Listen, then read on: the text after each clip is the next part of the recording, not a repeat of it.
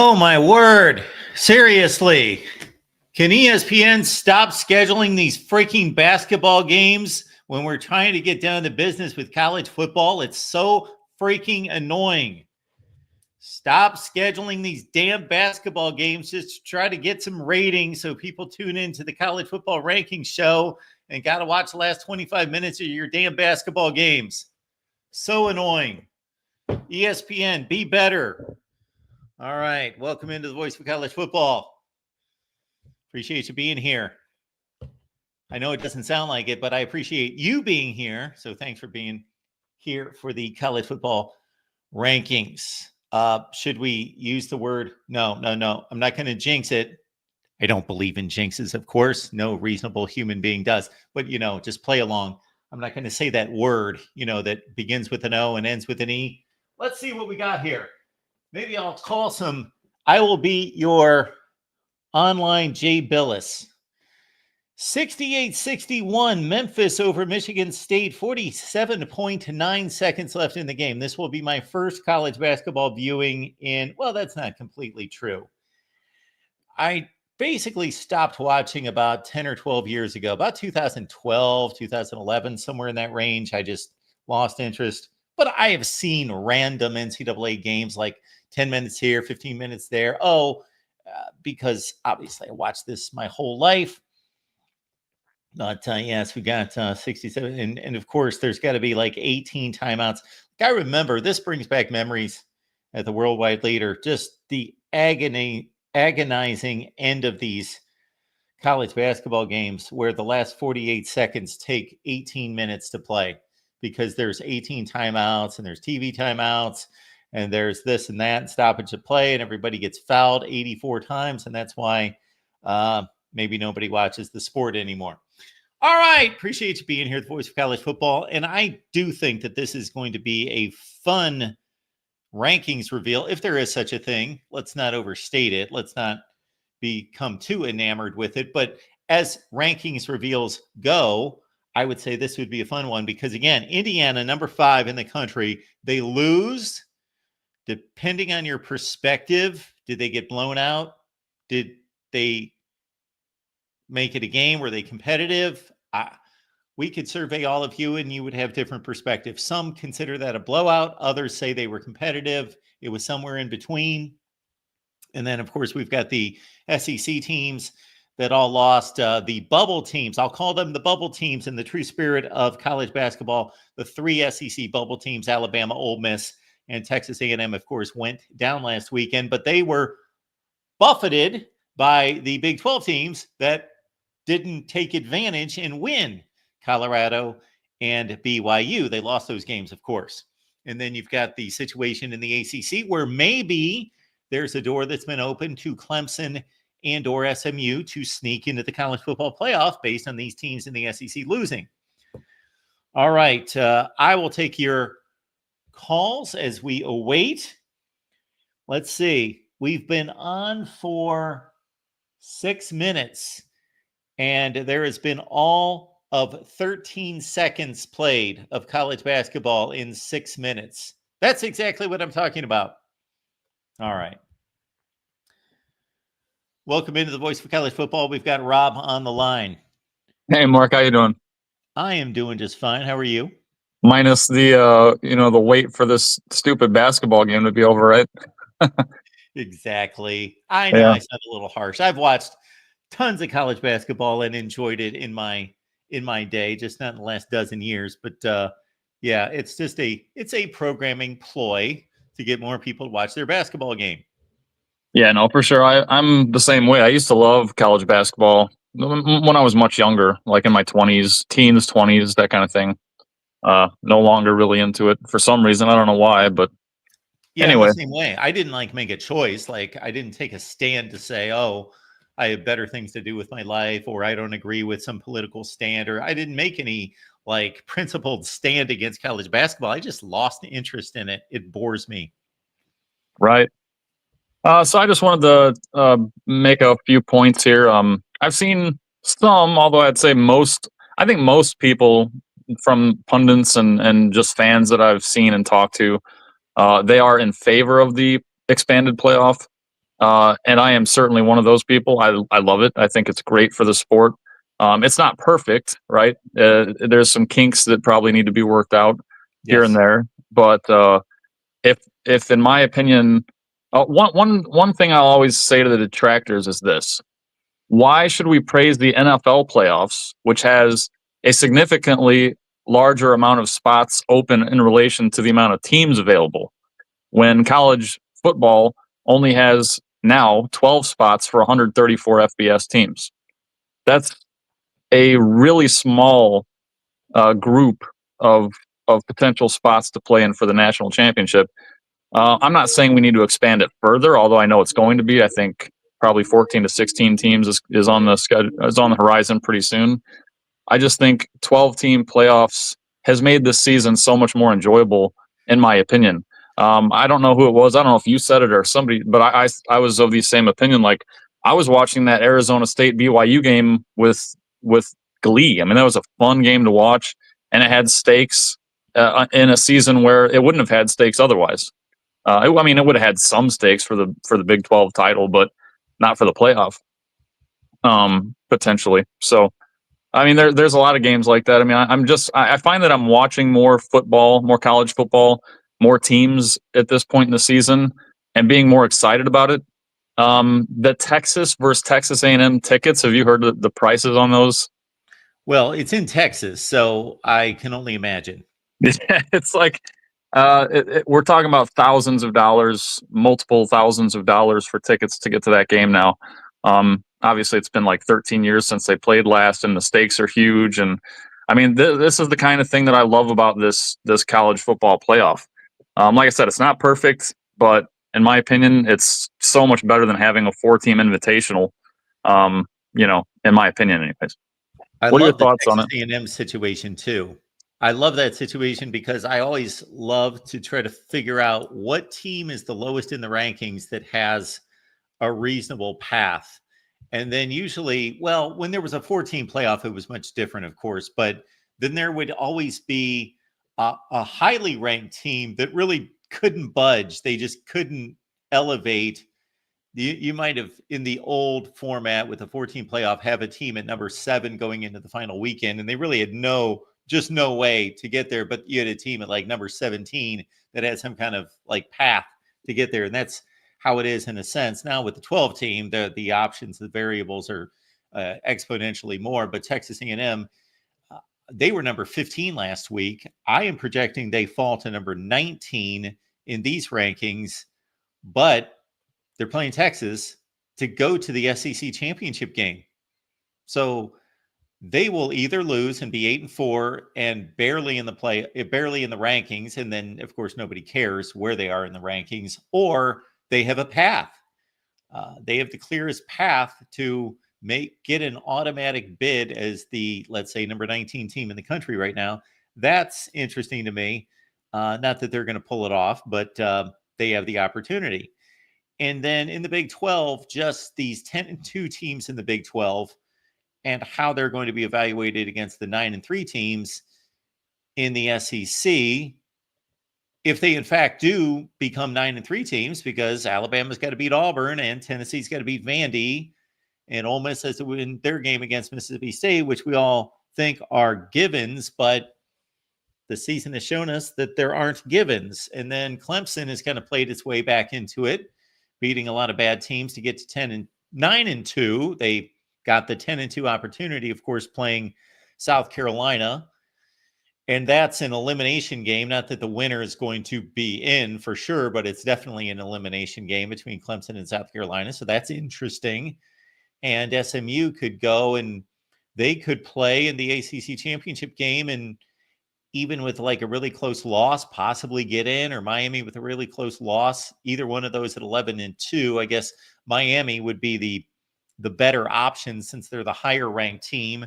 So if they lose to SMU, do they still get to the playoff? It's really interesting. Yeah, I'm loving it.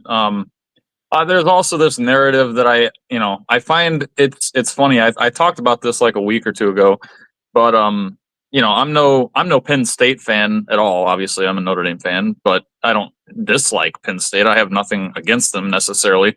But I see a lot of people here and there saying, "Oh, Penn State's overrated. They don't deserve to be." It's like, well, okay, they have one loss, and their loss is against the second best, potentially first best team in the country. You know, definitely a top 3 team in the country. So if their only loss is to a top 3 team in the country, and it was a competitive game, why are they getting like? Yeah, they had close games against Minnesota. Minnesota's not a bad team. Like Minnesota's a decent team. Like they can run. They're physical. They run the ball well. Like I just see all these takes like, oh, Penn State is trash. They're overrated. They don't deserve to be in the top 12. Well, who does then? They've got one loss to Ohio State. Who's taken Penn State's spot? A 2-loss Big 12 team? A 3-loss SEC team? I don't understand. Yeah, I think we get confused, or college football fans get confused between what's going on this season and what's going on in past seasons. So with Penn State, there's a stigma that, okay, this year's Penn State is the same as the other year's Penn States, which they might be. That remains to be seen. But we have to evaluate these teams based on this season, not, oh, it's the same old Penn State. They're a good team, but they're not a great team, and they're going to lose to anybody elite. So hold them down. Well, this is a different team, different year. And I'm not saying that won't come to roost, that won't come to fruition, but we have to at least allow it to. So we can only evaluate these teams based on what we see this season. Yeah, and Tyler Warren is a stud. They need to use him more. Like the fact that their play calling didn't involve him at all on that goal line, attempt in that Ohio State game is baffling. I'll never understand that. Like, look, give the ball to your best player at some point on a drive, right? You would think, especially if you're Penn State and you're having trouble. Like, anyway, that's a moot point. But anyways, I'm gonna let you go. I know you probably got a million callers looking forward to these rankings. Always good talking to you, Mark. Thanks, Rob. Appreciate the call. Yep. Let's keep it moving here at the Voice of College Football. Understanding to our next couple callers that I may interrupt you to read the rankings as they're being revealed, which I believe is going to happen right now. Here we go. Colorado's number 25. I wish I had my rankings in front of us. I'll have to get those in just a second. We've got Kansas State at 24. There's going to be a ton of Big 12 teams here in the bottom of the rankings. So Colorado fell to 8-3 with their loss. Kansas State's 8-3. They're at number 24. Illinois at number 23. They are 8-3 as well. And then we've got, I would love to see this against what I predicted. UNLV is number 22. Then we've got waiting. Missouri's number 21. So a lot of 8-3 teams. So they're telling us that Missouri's got the best resume out of those teams, and that UNLV's got a better resume than those other teams. Really? Okay. Texas A&M's number 20. I remember I picked them at number 19. So I was off by 1. Texas A&M fell from 15 to 20 based on the loss in overtime against Auburn. Imagine if Texas A&M would have won that game starting at 15 last weekend, they'd probably be 10 or 11, but they did not get the job done. BYU fell from 14 to 19. Then we've got, I'm not even going to try to predict here, Iowa State at 18. These are very close to what I predicted. I'll have to get that out and see. That's the first time I've ever tried to predict what the playoff rankings would be. Oh, man, the Big 12 is all over the place. The Big 12 is number 18, 19, and about 3 spots after that. Tulane at number 17. Look at that. So Tulane is higher ranked than all the Big 12 teams, excluding one, and that one is Arizona State. If there is a loss out of the Big 12 champion, meaning the Big 12 team that eventually wins the championship next weekend loses this weekend, and Tulane, oh my goodness, you got Tulane and you got Boise State. Interesting. Not that Tulane's going to make a run without Boise State faltering. There's South Carolina at number 15. They moved up 3 spots. I think my projections were pretty close. I did have South Carolina at 15. And of course, there's a big groundswell out there for South Carolina to make the college football playoff. But at 15, win over Clemson. Oh, they've got some space to do that. Ole Miss, of course, defeated South Carolina by 24 points. They're at 14. I had Ole Miss at 12. I do remember that. I had Ole Miss at 12 and Bama 11. So we're going to see Bama here. So consider last week that Bama was 7 and Ole Miss 9. So that was the separation they saw between those two 8-2 SEC teams. And then Bama lost to a worse team, of course, and got blown out by more. There's Alabama at whatever that is, 13. So Bama's at 13. I picked them at 11. And now we got to see some highlights of Jalen Milroe. Their FPI is number 4 in the country. I had some clown on the USC show last night in the chat, just trumpeting the FPI, and that I didn't know what I was talking about because I said USC was just a decent team, marginal team, but they are actually one of the 20 best teams in the country because the FPI says so. Even though they lost 5 games to the likes of Minnesota, Maryland, and others. There we've got Clemson at 12. I don't have Clemson that high. So Clemson has a better resume than Alabama, Ole Miss, and South Carolina. Really, do they? Clemson has a better resume than Alabama, Ole Miss, and South Carolina. Somebody would have to sell me on that one. And none of these people, I'm not calling anyone names tonight, none of these people on the College Football Playoff Committee, I guarantee, would be able to convince me or be able to out-debate me that Clemson has a better resume than Alabama, Ole Miss, and South Carolina. Clemson's best win is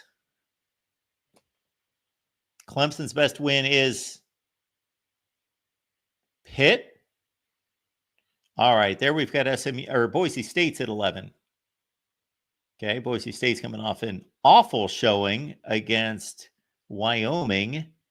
Their strength of schedule is 81st. Their FPI rank is 27th. All right. Yes, we see Ashton Jeanty running for touchdowns, and against Boise State has really had kind of a lackluster run over the last few weeks. All right, let's get to the top 10. Understanding that these 12 would make the playoff. And so these playoff rankings are telling us that Clemson will make the playoffs if they win. Well, we'd have to figure out a few other things with the Big 12. Hang on. Indiana at 10. They fell 5 spots. I had them dropping to 9.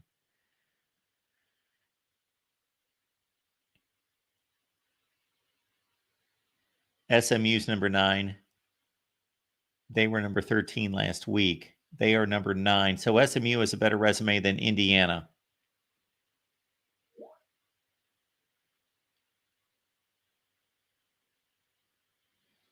SMU lost to BYU by a field goal. Indiana lost to Ohio State by 3 scores.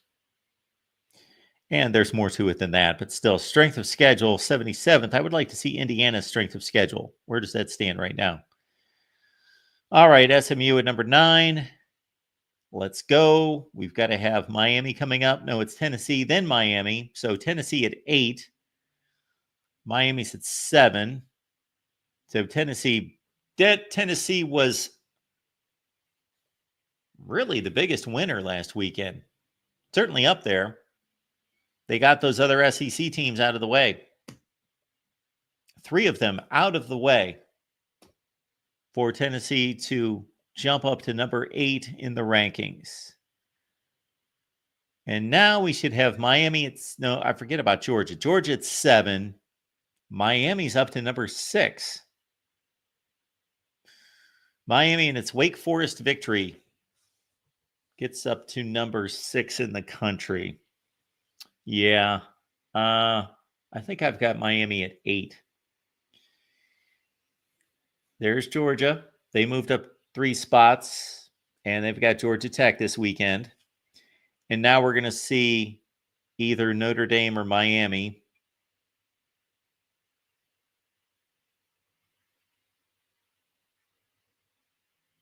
There's Miami at 6. So we've got Notre Dame at 5. So they're taking advantage of the Indiana loss and the other SEC teams that lost. So Notre Dame's going to be at 5. Penn State 4, Texas 3, Ohio State 2, and Oregon 1. All right, let's take your calls because we know what the rankings look like right now. Now that we've got Miami in the 6th spot, and again, Notre Dame should be at number 5. Here we go. Welcome into the Voice of College Football. Michael, how are you? Mark, good. Yourself? I am doing just fine. How awesome is it when great minds think alike? Great minds.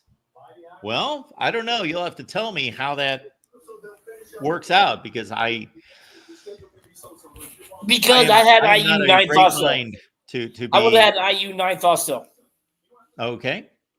But my thing is, and I'm sure you can be. I don't know what that says about you or the playoff committee, but go ahead. I'm sure you've been following through these little spat we've been having, me and Adam's been having and stuff like that. No, I have not. Oh, I mean, it's all fun, of course. Adam, I love you. You're a good person, though. But anyway, why is it he thinks some teams shouldn't be in there? But can you really blame a team for their schedules? Yes, you can blame. Okay. There's a difference here. Let's break this down into three different categories here in terms of schedules. Number 1, you cannot blame a team for their conference schedule. They had no impact on that. They had no decision making. They were given their conference schedule. No, you cannot blame a team for their conference schedule.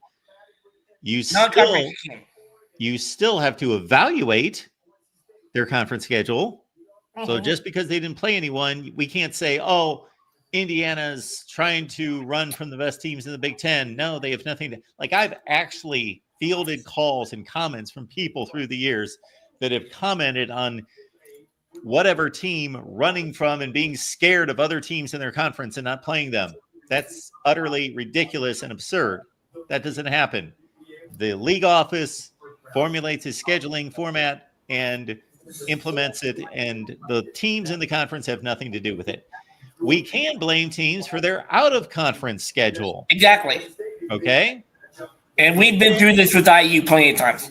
And then we also need to distinguish, there's a difference between blaming a team for having a bad schedule or a good schedule, great schedule, whatever it is, and then also evaluating against that schedule. Because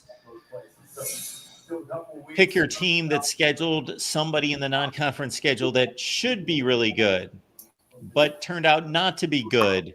Well, I'm not blaming them. It's not their fault. They can't see into the future, but we're still not going to evaluate if somebody's scheduled, if LSU was vying for a playoff spot and they scheduled USC in non-conference play, I wouldn't blame LSU. I'd say, well, they scheduled USC and UCLA. I would give LSU all sorts of credit for intent, but if both of those teams turned out to be lousy teams, you can't rate their schedule or evaluate their schedule like they're playing one of Pete Carroll's USC teams. You evaluate that they're playing a mediocre USC team. Yeah, and that's like what I was trying to say with that. You can't blame how your opponents are going to play. And he's saying but you still evaluate. Yeah, he's saying South Carolina should be in. Okay, Illinois, they're also in 3. They've added. Yeah, they got smoked by Oregon, which was expected. But if I'm not mistaken, wasn't that a close game with Penn State for like 3.5 quarters? Yes. Okay, why shouldn't Illinois? He's saying South Carolina should be in. Why shouldn't Illinois not be in? Well, I'd have to go through it game by game, but I would say that Illinois' strength of schedule doesn't compare to South Carolina's. But I get your point. because we get in trains of thought. But Illinois is an 8-3 football team that should win this weekend and be 9-3 in the Big Ten. Mm-hmm.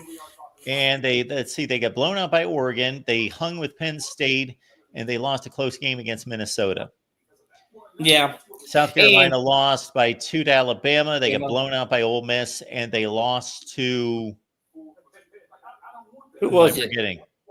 You're gonna make me do some work, Mark. Well, hang on. I'll figure it out in about 3 seconds. It's somebody else in the SEC. They lost to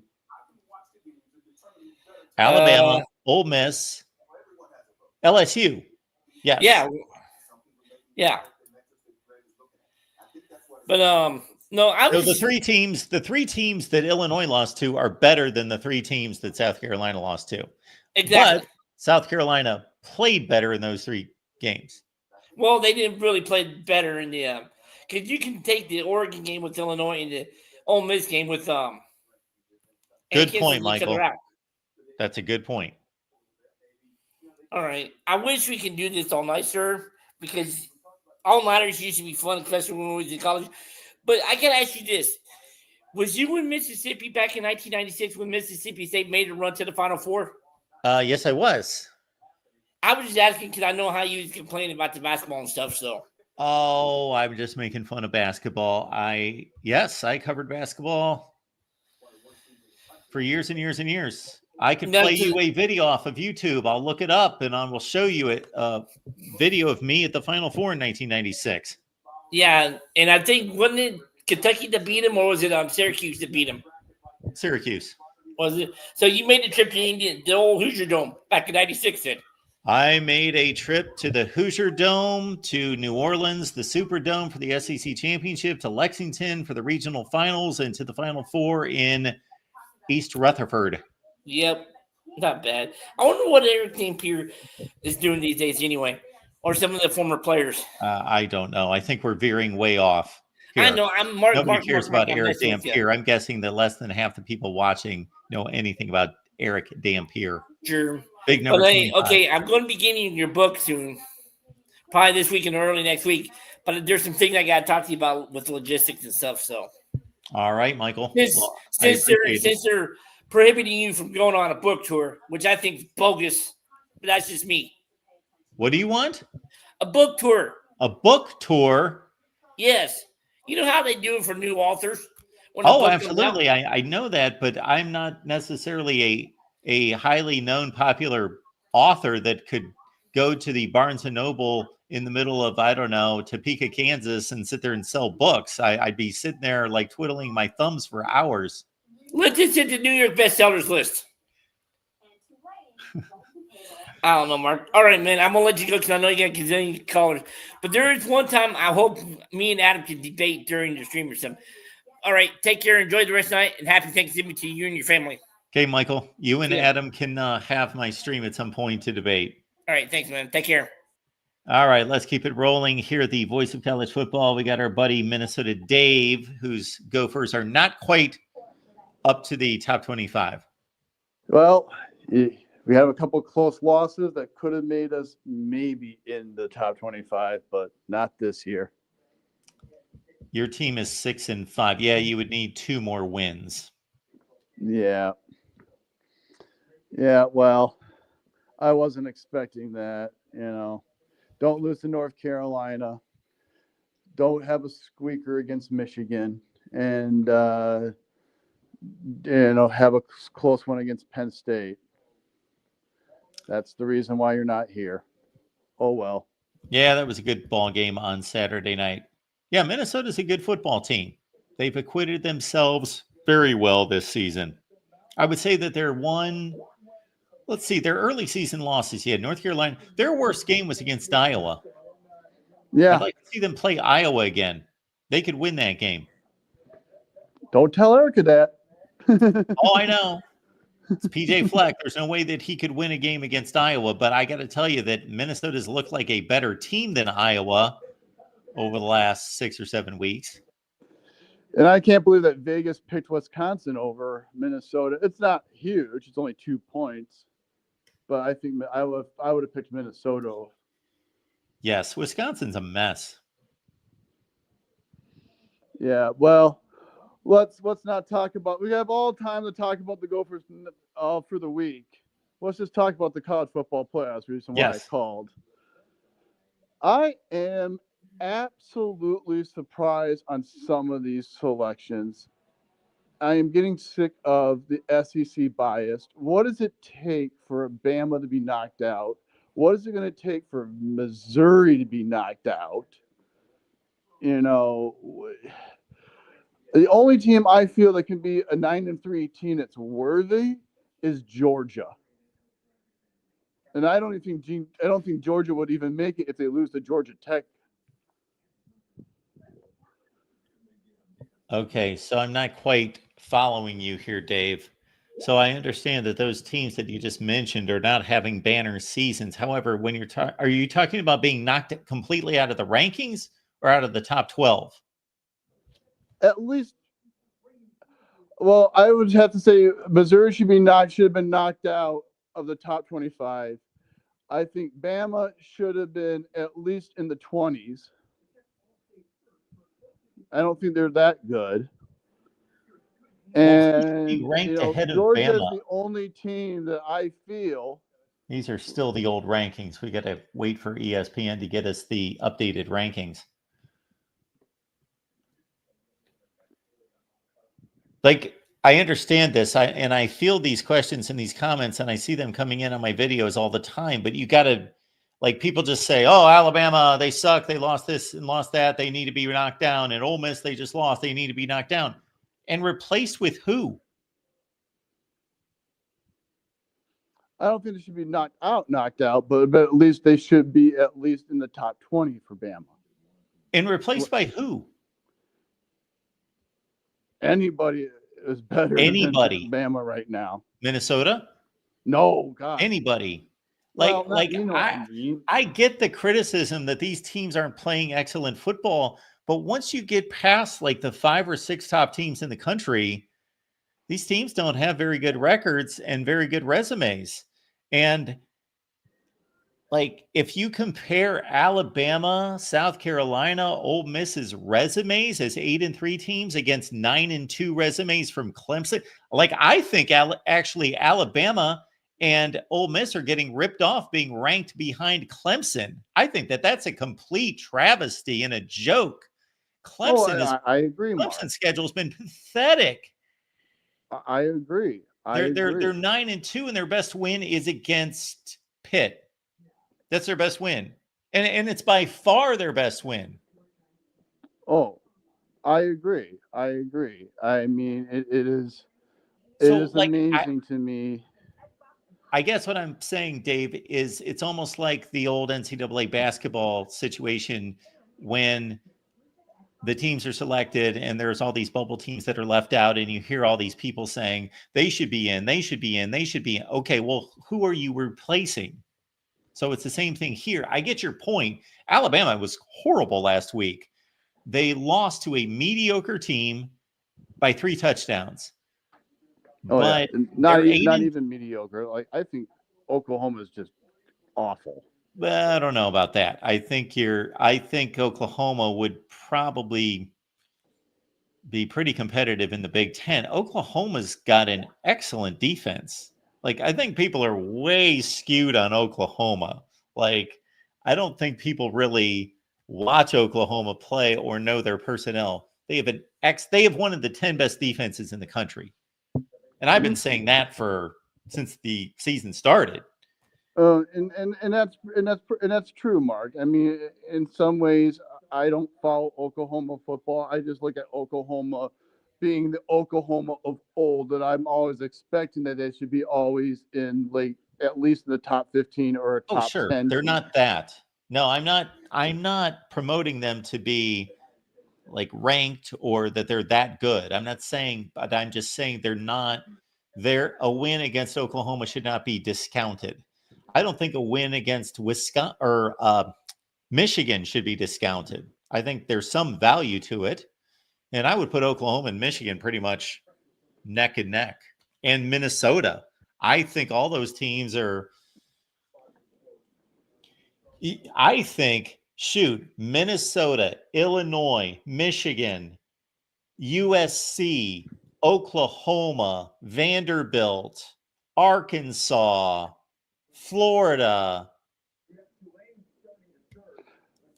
How about Auburn? Would you put Auburn up there? Auburn. They really played well this past. That's really the first game that they played this year that's worth a damn.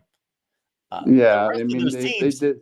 toss They them up did in lose the to air. Cal, and Cal's Who knows? average at best. All the teams I just mentioned, I have no idea who would win games.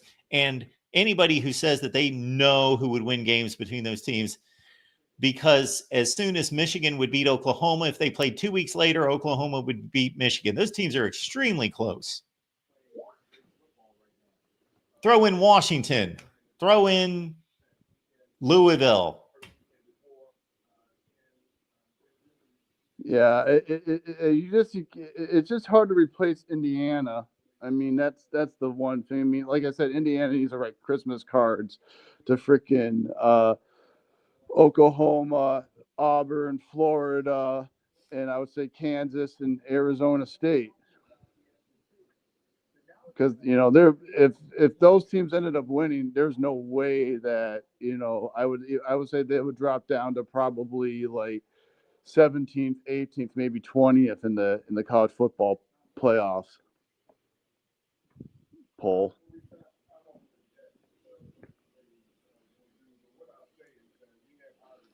Indiana just, like what we said before, their non-conference schedule was so bad. Yeah. They have to try to find a way next year to improve that. You at least have to have at least one Power 4 school to go against, not just a bunch of. I think who did they play? Did they play only one P5 school? Was it? Yeah, was it's it really not worth Charleston? talking about. They played Charlotte, FIU, and somebody else. It's not even worth discussing who they played. Next year, they were planning to go to a bowl game. You ready for that's this? the reason why they did that. Minnesota Dave. Indiana next year is playing, get this, out of conference. Old Dominion, Kennesaw State, and Indiana State. That's an absolute joke. It is. That's pathetic. Indiana State's not even a very good bowl subdivision team anymore. Nope. No, that's a pathetic schedule. Yeah, gosh. Yeah, at least the Gophers, I know, at least play at least one team next year that's worthy, and that's Cal. At Cal. Even if you are expecting to be the worst team in Power 5, you should be scheduling somebody. Yeah, exactly, Mark. A bit, we have to remember that sometimes these schedules get put in way too early in advance. Well, these are like 6 years or 7 years. My response to that, though, Dave, is regardless of when that was scheduled, we know that those teams are going to suck. So that's not even an excuse. Yeah. They could have scheduled those teams 3 years ago, 18 years ago, 400 years ago, and we know that they suck, and they will always suck, and they always have sucked. So it's not like they scheduled Louisville and then caught them on a bad year. Yeah, I remember back in the days when the Gophers used to schedule just these, barely, barely in the MAC or like Division I AA schools, just because they had to try, had to at least try to build up their confidence to go bowling. But that was like way back in the early years of like Mason, the end of Brewster, and like, Minnesota Dave, I really don't think that the 120 people that are watching care about Minnesota's 1975 coaches. So anything else tonight, Dave? Nothing else, Mark. Just wanted to talk a little college football. Well, I appreciate the call, Dave. All right. Have a good night. Our show tonight, if he's still watching, is being presented by Falconer X. So Falconer X has, He has sponsored our show tonight. Super sticker. Thank you, Falconer. So basically, by me putting this on the Miami channel, I have earned $2, $5, $8 tonight. Now you know how I get so wealthy doing this. This is firsthand evidence right here. This is how I make the millions that I have in the bank. Thank you, Falconer TRX. He has sponsored us for $8 tonight. Thank you so much for your contribution, sir, for keeping us going here at the Voice of College Football. All right. We got to Real MVP. I think we're going to put everyone on a timer on that note. To Real MVP, what's going on tonight? Oh, nothing much. How about you, Mark? Oh, I'm doing just fine. What's up? Oh, there's a few, I believe, travesties in the ranking. Clemson being 12. Yes. How do you explain it? Yep. And then Boise State at 11. I'm sorry, but Boise State can't even beat just horrendous, awful teams anymore. I gave them multiple passes because of the way they play against Oregon. But when you struggle against Nevada, when you struggle against San Jose State, when you struggle against Wyoming, you need to be dropped and not rewarded. Like, in my opinion, Tulane has a legitimate case of being a better football team right now and overall than Boise State. I know Boise State only lost to Oregon by 3 at the very beginning of the year, but at some point, all these other games need to start mattering as well that Boise State is just barely skating by against. Yes, I don't necessarily disagree with that. I got you, Mark. And why is the committee putting all the SEC teams in just one giant clump? That's all they've been doing throughout this entire rankings. Is this just like intellectual laziness? Because I don't see them parsing through the SEC. I don't believe they're parsing through the SEC teams and saying this SEC team is better, clearly better. This SEC team is clearly worse. They just have all the same losses, and they're like, well, they're all together.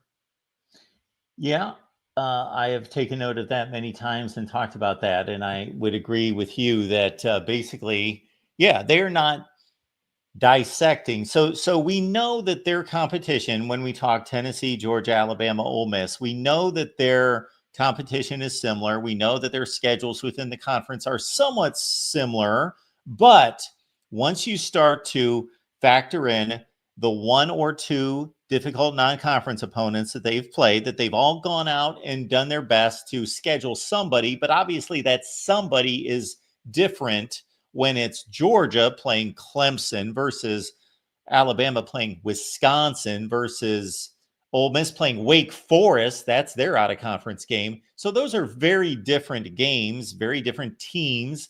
And then even within the very like SEC schedules, the nuance of the games and the game control and how well they've played their performance.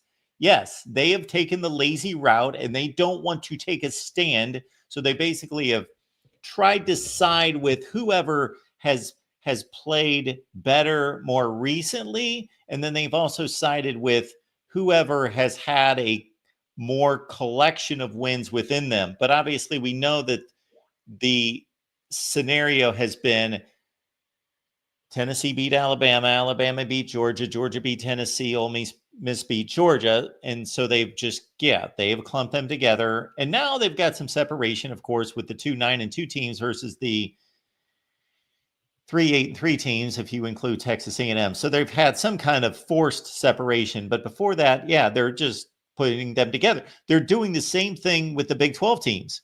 Colorado, Kansas State, Iowa State, they're all in a row. So is BYU. I think there are 4 in a row. No, I've put Iowa State and BYU's 18-19 and Kansas State, Colorado's 24-25. Okay, 18-19, 24-25. They'd have to explain. Oh, well, that's 9-2, 9-2, 8-3, 8-3. That's where they're going there. So yeah. Yeah, it's just a laziness. I put the rankings in the chat for you, Mark, by the way, if you want to bring them up, because I know you like having the visual graphic. Yeah, they still have not updated on ESPN. Well, the committee does it almost immediately, which is great. The actual committee website they have, and that's why I always go to them. But I see a scenario, Mark. If Indiana plays close against Purdue, how far do you think they'll drop? Should they drop? Purdue. I know they're terrible, but again, it all depends on what everyone else is doing. See, this is the problem with questions as such. What is everybody else doing? Just winning? Yes, let's Everybody say wins. If everybody wins, and Indiana is currently number 10, and they would have beaten Purdue 24-21. And who's behind them? Of course, they're not going to surpass anyone in front of them if everybody takes care of business. So Boise State playing whoever they play this weekend, that's inconsequential. Clemson, South Carolina. No, still, Clemson's resume is not strong enough just because they beat South Carolina as a 2-loss team to raise them above Indiana. And Indiana's still going to have an 11-1 record over Alabama 9-3, Ole Miss 9-3, South Carolina 9-3. They shouldn't budge anywhere. Where are they going to fall? I think they're going to fall significantly. What? If they play close against Purdue? Yes. And they're 11-1? Yes. And they're going to fall behind these 3-loss teams? Yes. No, that's I think insane. the committee's going to do it. If the committee does that, then I will. Oh, if they were headquartered somewhere, I would drive there and throw rocks through the windows, because that's just moronic. I don't think it's going to happen. I don't know why you necessarily think it's going to happen, but Alabama's not necessarily, they're not playing Georgia this weekend, or they're not playing Cam Newton's Auburn team. They're playing a bad Auburn, a very mediocre Auburn team. Ole Miss is playing a horrible Mississippi State team. So how do you elevate teams? It's not like Alabama's going out there and beating Georgia this weekend, and Ole Miss is beating a good LSU team or somebody of that ilk to elevate them. So I'm not getting your reasoning. Well, it's brand bias, Mark. Brand bias. Well, the brand bias, that should have been baked in earlier. It's not right now. We got Indiana at 10 and Alabama at 13. How in the world do they jump that many spots beating a 5-6 Auburn team? Because the committee's going to say, well, look at Indiana. We gave them, they had a tough game against Ohio State. They got blown out. Then the following week against the worst or second worst team in all of college football, they struggled to win by 3 points. We believe conclusively that Alabama, Ole Miss, South Carolina is just a better football team than Indiana. Okay. They're going to take, it's the path of least resistance, Mark. I don't believe you're right on this. If you I don't agree. Right, and I know this isn't your opinion, right, it's not my opinion. You're just, yes, you are playing through the committee and you're anticipating their moves, but I don't think you're right in anticipating your moves. And if you are correct, then they're insane. They're insane if they're going to elevate those teams for two different reasons. Number one, it's not the right thing to do and it's not correct. Number two, if they were going to do it, they should have been much more nuanced than they have, than to just skyrocket an Alabama team and Ole Miss teams that beat lousy teams past an Indiana team. Yeah, Indiana just played a better game against maybe the best team in the country than Alabama did against about the 40th or 50th best team in the country. And see, the hard part in doing this is I agree with everything you're saying. I just don't think the committee is going to take that much nuance into it. Yeah, this is, again, you're getting my blood boil for one of the few times. That's very difficult to do because I keep a very even, my blood pressure is like very healthy status low. It's very low. But that starts to get my blood boiling just a little bit. And I don't care about Indiana. I could care less. I only care about justice and fairness. And that would cause me to be very regretful that I do not have a large YouTube channel or impact because it would cause me to want to shut down the channel. Is what it would cause me to want to do, rather than fuming to nobody. I got you, Mark. I got you. But this is the type of thing that's going to happen when we've got these 12-team playoffs, is with these they're going to find any way out to get the big brands the elevation that they need, in my opinion. And with Indiana's schedule this year, it's only in the 50s. It's going to fall back into the 60s. I'm just saying, Mark, it's not out of the question entirely. Another team I think is going to fall into the same line as SMU. I believe Miami can lose the ACC title game and make the playoffs still. I do not think that's the case for SMU. Do you think that's the case? I don't, although I do find it interesting that, do you recall what these teams were ranked last week? So they both just moved up one spot. Okay, so here we go. We've got Miami at 6 and SMU at 9. You're telling me that they were 7 and 10 last week? Hold on. Sorry. SMU was 13. Miami was 8. Sorry. Okay. I misremembered. All right. So SMU was 13. They moved up 4 spots to 9 after beating Virginia to a pulp, 33-7. Miami beat a Wake Forest team 42-14, although it was a close first half. Then they blew them out, and they went from 8 to 6.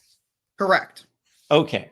Now we've got Miami playing Syracuse and SMU playing Cal this weekend. And let's say they both just do what they're expected to do. They both win by 2 scores.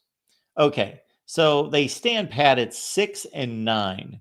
So you're telling me that you believe Miami can lose to SMU and stay in the playoff seedings and SMU would fall out. I think that you're accurate with that. I have them much closer because if you really listen to this, for anybody that watches our Miami show on Wednesday night with Cam Underwood from State of the U, Cam does a remarkable job, great storyteller, just great personality, does a great show with us. However, he's a biased Miami fan. He tries not to be, but he's extremely biased. He admitted last week, I didn't even drag this out of him. He said, you know what? I have to admit, SMU's got a better resume than we do. And I thought, wow. And if you really look at it, Miami lost to Georgia Tech. They're 7-4, soon to be 7-5. SMU lost to BYU, 9-2 team, just by 3 points. And SMU, they both beat Louisville by the same margin. And I just think if you comb through it past that, SMU has somewhat more of an impressive, just slightly. It's close, but Pitt's one of the better teams in the ACC, and SMU defeated them. Although Miami beat Florida, so maybe it's a really close call. They shouldn't be 3 spots apart, though. Right, but Mark, it goes back to what I've been saying for about a year now. It's the brand. Miami's a big brand with a big fan base, and SMU is just nobody. They would belong in the island of misfit toys with the rest of the Big 12, and that's the differentiation between the two. Ohio State played no one non-conference. Their schedule is almost as bad as Indiana's, so it really is inconsequential. So if Ohio State would have gotten Indiana's schedule, they would have been number 1, number 2 in the country. Yeah, they wouldn't have been 5 last week, and they wouldn't be 10 now. It's sad. It's really pathetic. The committee doesn't do its job. Right. I'm surprised you didn't tell Steve Dace how, he's part of the elites with being a Michigan fan. Like, it's kind of weird. You all are part of the elites. Just oppressing on us little guys. Us Indianas, SMUs, Boise States of the world. Why would I be pointing that out to Steve Dace in particular today? Well, because his Michigan team is in an awkward spot where if Ohio State somehow lost to Michigan, I think there is an argument that they shouldn't be the 5 seed, but they will still be the 5 seed because Michigan's a big brand. Yeah. Oh, I gotcha. Yeah. If Ohio State loses, they should not be the 5 seed. No. but I think they still will be. Well, Oregon's going to be playing Penn State in the Big Ten championship game. Right. But Ohio State beat Penn State. And I think the committee's going to take that head-to-head and say, well, we know Ohio State's better because they went to Penn State and controlled the game completely.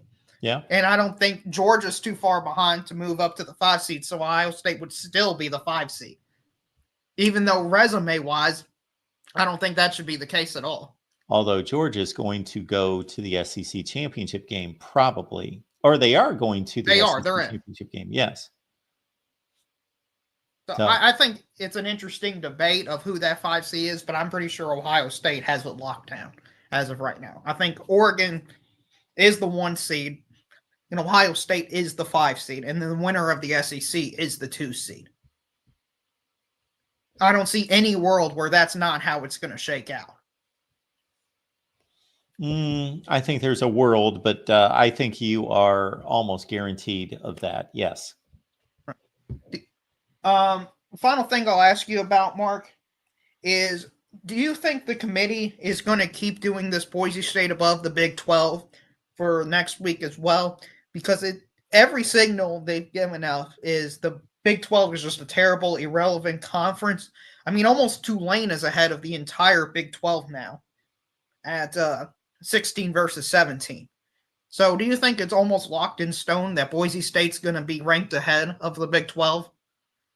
Yeah, and it's really crazy that we're not talking about a 1 or 0 loss group of 5 team with Tulane. We're just talking about another 9-2 team.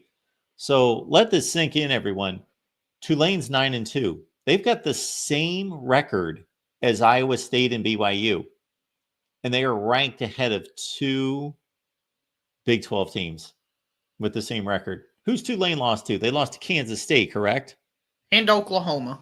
Oklahoma. Yeah. Close games. But my goodness, to think that they are evaluating their wins to be better than Iowa State and BYU's. That's crazy. Yeah, that might be the most. Like, they in game control wise, they seem more dominant than even Boise State, but they've just beaten nobody that's worth anything. And they're ranking them ahead of Iowa State and BYU. Right. Their best wins are going to be against Army in a few weeks, assuming they'll beat Army. The worst case scenario here is if a team that loses this weekend, which is possible, in the Big 12 goes to the Big 12 championship game and loses. Or wins the Big 12 championship after losing this weekend. Right. Well, Arizona State, Iowa State, the 2 highest teams, have the easiest path. If they win, they're in. And then BYU's the 3rd team, and Colorado needs like an insane amount of things to happen. I'm talking teams that I don't even think have a mathematical chance to make it. They need some of those teams to win and lose. Sure. Because of the silly tiebreakers.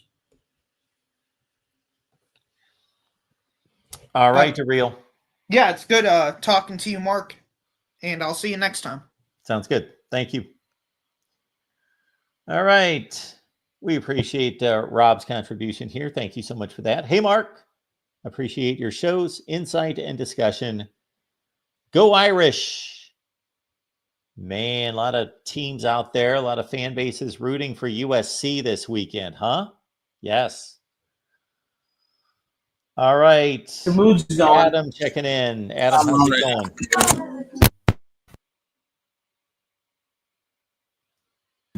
Hey, Mark, how are you doing? I am doing just fine. What's up? I'm going to be only like 4 or 5 minutes. First, Michael and everyone else, it's always fun debating with you, and I appreciate the great discussion. It's a lot of fun. Mark, so how do I put this? You talked briefly about you were interested in fairness and justice. What do you mean by that? I want to honor the teams that win games and perform well against good competition. Okay. Do you think that your viewpoint is superior to others who may define it differently? Well, I think innately, most people do believe their viewpoint to be superior. Otherwise, they wouldn't have that viewpoint. If I had a different, if I have the viewpoint I have, not based on some kind of principled position, but because I think it's the best viewpoint. That doesn't mean it's objectively the best viewpoint. That means that otherwise I would choose a different viewpoint if I thought it was a superior viewpoint. I think your viewpoint is certainly, I mean, in my view, very reasonable. And applying that viewpoint, I would like to know and be educated on why a Penn State team that beat Bowling Green by 7 points, UCLA by 16 points, USC by 3, Minnesota by 1, and lost by 7 to Ohio State and Unhappy Valley could possibly be fourth. Okay. So, and I have an open mind. Similarly to some of the other claims about other teams, primarily in the SEC, that have lost recently and not fallen far, I am going to state to you the counter, which is, who do you place above them? Who would I place above them? Georgia. Yes. I would place Georgia above them because I think that Georgia would defeat Penn State. That's why, because I'm interested in the best teams and ranking the best teams, and record alone is not sufficient. I mean, think about it this way. If someone applied to you for a job and they both had a 3.8 GPA and one of them majored in chemistry and the other one in sociology, is it the same grade point average? Of course not. Record does not account for schedule disparity. And if, as in support of that, you have Boise State at number 11. They're 10-1. They beat Wyoming by 4, Nevada by 7, and were tied with San Jose State at the half. Yet Notre Dame is 10-1, and they lost to Northern Illinois. So why is Boise State lower than Notre Dame? What's the rationale? I think the rationale would be that Notre Dame is playing better competition and probably has a more talented roster. Well, why don't we apply that logic to the rankings? Because these rankings have no credibility. You have Boise State at number 11 and South Carolina out. You have Notre Dame over Boise State. And the reason Notre Dame is over Boise State is because the committee thinks that Notre Dame is a better team, yet they won't apply that same logic, to Penn State, to Indiana, So they're being selective in their logic, and that is the problem. And Mark, I think ultimately that my argument just reflects the fact that I think the 12-team playoff is ridiculous, because we have to get into this nonsense about who 6, 7, 8, 9, 10, 11 should be when none of them really have a realistic chance of winning it. So what are your thoughts? Am I way off here in my concerns, or are they inconsistent with what you would consider fair or just?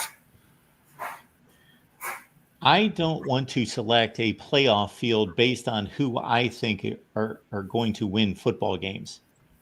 I don't want to impose that on anyone. I would not want somebody to come to me and say, Mark, we are making you the czar of college football. And that would be a great position to be, because I would use that power to more fairly determine these things. But I wouldn't impose my will or my thoughts on who I think would win football games. That's not how I believe we should be choosing these teams. I actually think we should be choosing them completely objectively. I would impose a system that was completely objective. Well, then by that logic, neither should the committee. Then there should be some independent metric, because if you don't think you can impose your views, which I think are very smart and well-informed, then why should the committee? What makes them superior? Because if you look at last week's rankings, let's look at last week's rankings compared to this week's rankings and the arguments people made for those rankings.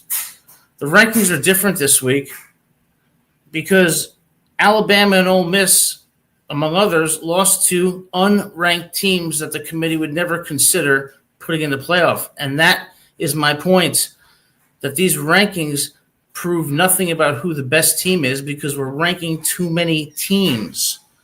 We need to be ranking 4 teams and having a play-in for the number 4 spot. Otherwise, last week, how many people said, Miss and Alabama, they're going to be in the playoff, and then they lose to unranked teams, and they would have said those teams should have never even been considered for the playoffs, but they lost. So my point is, these rankings are BS in a nutshell, and South Carolina should be in. But I see you have other callers, and I don't want to take any more time. Well, Adam, if we had a 4-team playoff, who would be in this playoff as the season stands right now for you? Oregon, Ohio State, Texas, and then for the play-in game, I would probably have, and I'm going to go out on a limb here, I'd probably have Georgia and Penn State, or Georgia and Notre Dame. Okay. All right. But let's revise it and say maybe it should be an 8-team playoff. Because, I mean, my point is that you have teams in here like Boise State, SMU, Indiana, Penn State, Miami, Tennessee. The odds of them winning a national championship are close to 0. And we have to engage in all this subjectivity when we're ranking them. And there's too many discrepancies in the schedules, not only with strength, but of results, like what I said to you about Penn State and Boise State. That makes none of this logical, fair, or just. So if you're interested in fairness and justice, we got to cut it down in terms of the number of teams. That's my view, my subjective view, which I don't believe is superior. But what has resulted from us expanding the playoff field to 12 that's been a positive is, number one, we have more games late in the season of consequence. It's also more entertaining. Yes, it's more entertaining. That's another way of saying it's more entertaining. Yes. When we have Texas A&M playing last weekend in a game that was wild back and forth against Auburn, and Texas A&M is 8-2, and this is 2015 or 2020. Well, that Texas A&M team, that's just an entertaining game. It's meaningless. It's worthless because they're out of the playoff chase. But not last weekend. They were in the playoff chase, playing an overtime game with Auburn. Right, and that's kind of underscores the problem that I see with these rankings, because you have such inconsistencies and results in such chaos, such that Alabama and Ole Miss are considered national championship contenders one week and not the next. So give me a break. Ultimately, you have to decide who the best team is based on their talent and recognizing their schedule disparity. And for those in the chat who have this almost religious objection to putting a 3-loss team in, I would ask you, why are you comfortable putting a 2-loss in when there is such schedule disparity? Do you think Boise State would have 1 loss if they were in the SEC or the Big Ten? Do you think the Big Ten champion would have 1 loss if they played in the Big Ten or the SEC, Big 12? Give me a break. But it's a never-ending debate that, I'm just giving you my opinion, and I thank you for listening to it. Of course, Adam, and we will have another collection of games to review over the weekend and apply to these rankings, and there will undoubtedly be a surprise or two for us to try to soak in and absorb and process. All right. Thanks for taking my call, Mark. I appreciate it. Great show. Thank you, Adam. Appreciate you all being here at the Voice of College Football. Let's take 2 more calls here. We've got Michigan Man lined up. Michigan Man, appreciate you being here. What's up? What's up, man? Correct me if I'm wrong, man. Maybe my memory's going crazy, but didn't Alabama need a defensive stop to beat Arkansas? Alabama did not play Arkansas this year. Or is it South Carolina I'm thinking of? South Carolina. Yes. Okay. Did they not need a defensive stop to beat South Carolina? Yes. Okay. Did they not score 3 points against a team that needed bowl eligibility in the second to last week of the season and lose by 3 scores? Yes, correct. Okay. And I'm supposed to believe this insane tape that Darrell had that somehow if Indiana goes 11-1, that there's a scenario where Alabama could be put ahead of them? That might be one of the worst takes I've ever heard in my life.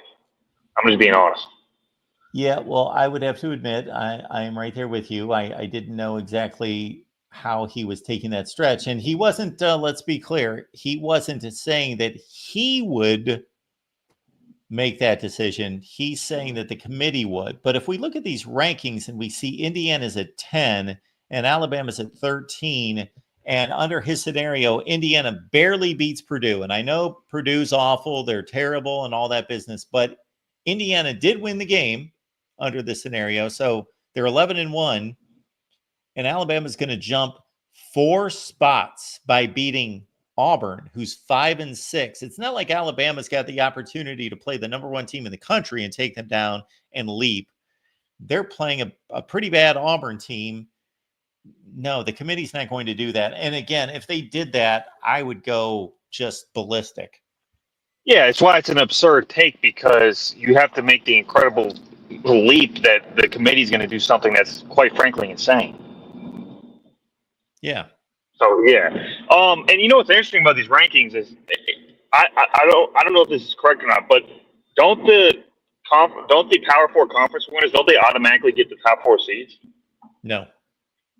Oh. Nope, they have to be I thought that's ranked. how it worked. The top 4 ranked, the top 4 conferences. Let me back this up. The top 5 conferences make the field. The top 5 conference champions are just guaranteed that they will be in the playoff. The top 4 are guaranteed the byes. Okay, that makes more sense. Okay, But they don't have to be in the Power 4. Okay, that makes more sense. You know what's interesting too is if this was, you know, any of the prior to obviously this season, the SEC's missing the playoffs. If this was any other year, well, I know Texas is now in the SEC because they've been added. But if this was, you know, any of the previous years, then this would have occurred. The SEC would have missed the playoffs, which is crazy to think about. Well, you're talking about if this was like 2021, let's say. Yeah, exactly. Then it's Oregon out of the Pac-12, Ohio State in the Big 10, Texas in the Big 12, and Penn State out of the Big 10. Yeah, and let me see if you agree with this. I think this is Ryan Day's best chance to win a national title, and it's not because this is his best team. I would actually argue this is his 4th or 5th best team. I think the 2018, 2019 team, the 2019-2020 team, and the 22 team are better than this year's team, but it's more because the competition is not where it's been. Do you agree with that? Well, you threw in an Urban Meyer team. Did I? 2018, 2019? 2018. Oh, you're right. That was Urban Meyer. So, yeah. I meant 2019, 20. Yeah. The two Justin Fields teams. Yes. The 2 Justin Fields teams. Yeah, I would argue those 2 teams in the 22 team with C.J. Stroud were his 3 best teams. But I just think it's because this is, and I've had this opinion all year. I think those are his best teams. I mean, look, why do you think this team is better than those teams? I think the 2019 team is his best team. Now, we got to see this team play. Let's see him play Oregon again. Let's see him play a playoff game. But at this point, I think 2019 with that bunch, J.K. Dobbins and Garrett Wilson, et cetera, Jeffrey Okudah, that bunch with Chase Young, yes, that's his best. I mean, team. 2020 was blowing out everybody too, except for Bama. Well, 2020, and I have difficulty judging that team just because they played 5 games before they went to the Big Ten championship game. They did blow out Clemson by 3 touchdowns and had them by 4 touchdowns. Oh, they did blow out Clemson. Yeah. And then by the time they got to the championship game, they were so struck with COVID. They had linebackers covering Devontae Smith, so they were a mess on defense by the time we got there, and they lost their best. They lost Trey Sermon on the first play of the game. So, yeah, they might have been able to play. They should have played Bama a lot better. I just don't see those teams, for example, only winning by 7 versus Nebraska. I don't see those teams being in tight first halves for a bunch of games. And That's just my opinion. Even I think 2022. Yeah, I mean that's how I feel. But the main reason. Go ahead. I'm sorry. This team defensively, though. It is a great defensive team. It is. I still have the opinion, and this is just my opinion, that last year's Ohio State defense was slightly better.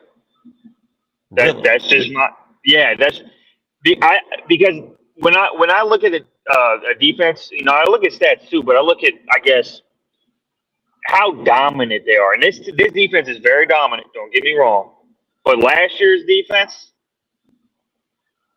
I just thought it was more dominant, and I think it's just because competition. I think the competition was better too, though.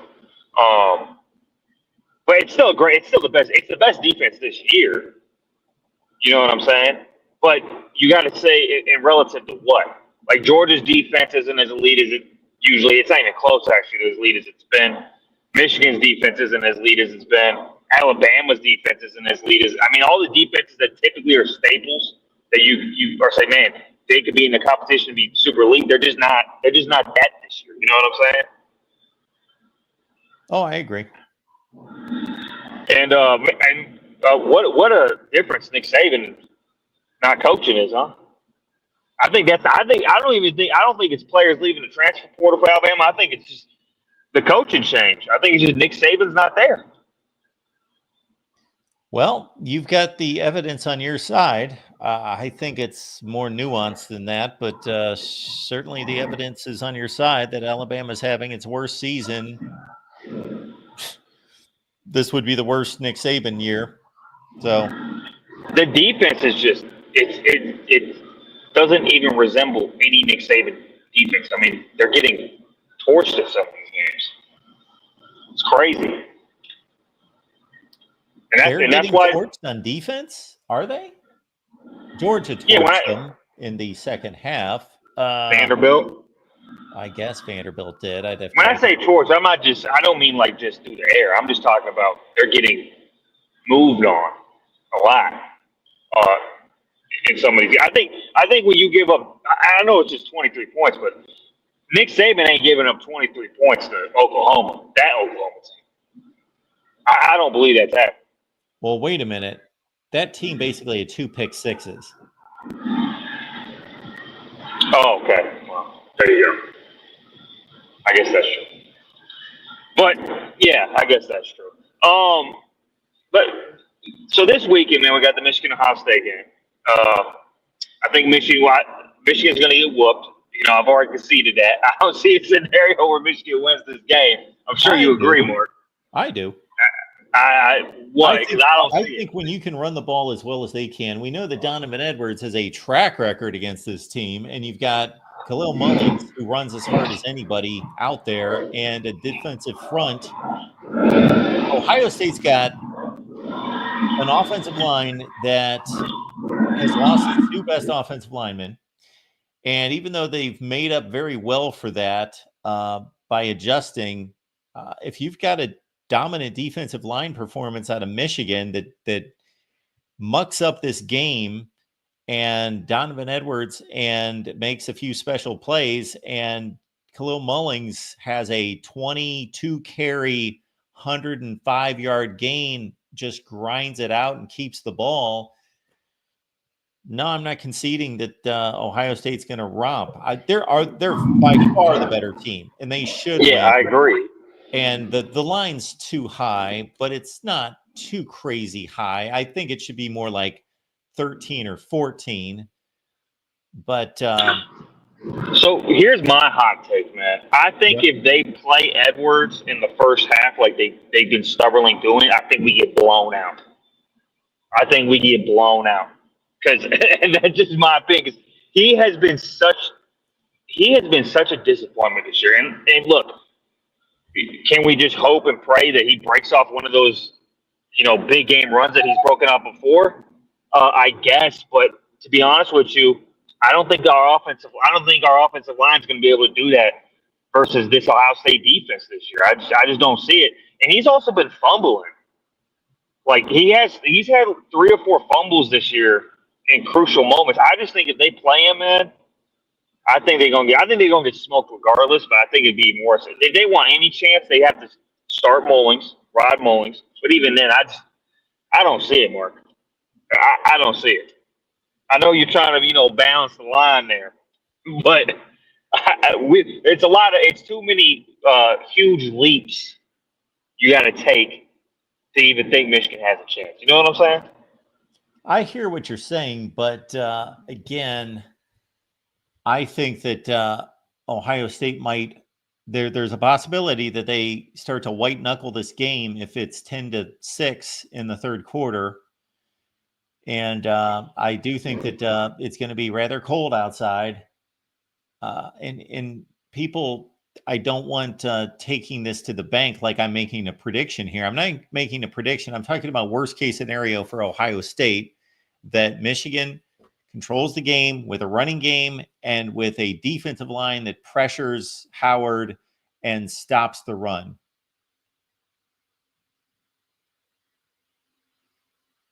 Yeah. So see, here's my thing though, man. And I've said this on the Michigan channel. I think this Ohio State offense is actually. It's weird to say because I was just talking about the 22 team, but as a Michigan fan, I think this offense is actually scarier, and it's not because they're more explosive. It's because they're more multiple. They can do more things. You know what I'm saying? Their run game's more. There's more layers to their run game. The QB run, they got different more run schemes than they used to have. They do more screen game. They do a lot more motions. It's not just drop back pass and let's run an outside zone. So I don't know. It's tough for me. You know what I'm saying? Well, you're hitting on two things here, and they play into exactly my analysis when Will Howard was signed. That Will Howard better be better than Kyle McCord because he had 2.5 years starting in the Big 12, and Kyle McCord had 0 starts. Well, one against Akron, but basically 0 starts when last season started. So, and we've seen it play out this year. Will Howard has made far fewer mistakes than Kyle McCord. Far fewer mistakes, both interception mistakes, but he has also not missed as many guys. And when I say miss, I don't mean by not throwing the ball well, because McCord can throw the ball, but he hasn't missed as many receivers. He has seen the guys that have been open, and McCord didn't always see that. And then he can run the ball. Yes. So those two components to Will Howard's game over Kyle McCord has made the offense function more consistently. I agree with that to an extent, but it's not necessarily it is the quarterback, but it's also, to me, a totally different offense than what Ryan Day was running the previous 3 years. Oh, sure. The routes are different. It's actually it's a lot more short game. It's not as much just chuck it deep, chuck it outside corners, deep posts. It's more take advantage of the short passes. It's a lot more Urban-esque. It's a lot more Urban Meyer offense-esque. It's still got the Ryan Day elements, but it's a lot more get the ball to a receiver in a short route and let him do what he needs to do in space, and then play off the run game. And to me, that's a much more scary offense to play, because we had the previous version of his offense, frankly, figured out. This offense, they can do so many different things. I just don't think that I don't think they're going to be able to withstand it, man. That's just my opinion. Most likely. All right, Michigan man. Anything else? No. I think I'll say this last thing I'll say. If Ohio State does lose the game this year, man, Ryan Day's in trouble, because that recruiting pipelines is coming to Michigan. Talent ain't going to be an issue in the future. Yeah, so that's what he needs to win. This is a must-win, man. I need to see this actually happen. I need to see that the players actually come, actually sign, and then actually play. So we'll see. I agree, but the money, look, no one's going to be able to compete with the NIL that we got now. That's all I'm saying. We'll see. It's out of this world. So, all right, man. Well, go blue. We'll get you back next year, because I don't think we're gonna win this year, but we'll get you next year. All right. All right. Peace out. Thanks, man. All right. Michigan's still trying to catch up with Ohio State. I know. I had a great conversation with Steve Dace. Check that out. We're going to take 2 more calls here. But Steve Dace and myself talking to Ohio State, Michigan. Yes, it was a friendly conversation. We didn't debate because what's there to debate? Ohio State's a far superior team this year. Steve doesn't give Michigan any chance. I give, well, actually, as it turned out, Steve Dace said 20% chance. And I said, yeah, that's where I'm at. That's a better than a puncher's chance that Michigan can win that game. But great conversation with Steve Dace. Check it out. And again, I hold and will have a debate with anyone, and most likely this person would be wearing maize and blue, that if you compare the 2 programs historically, meaning from the Stone Age, from the beginning of time, yes, it's extremely debatable. It is so razor close when you add up all the championships, the winning percentage, and all the accolades and all the bowl games. If you add all that up from the beginning of time, yes. But if you're actually talking about what resembles football, like real football, like throwing the ball, like legal forward passes, 1914, and then certainly if you go past World War II, it's not debatable.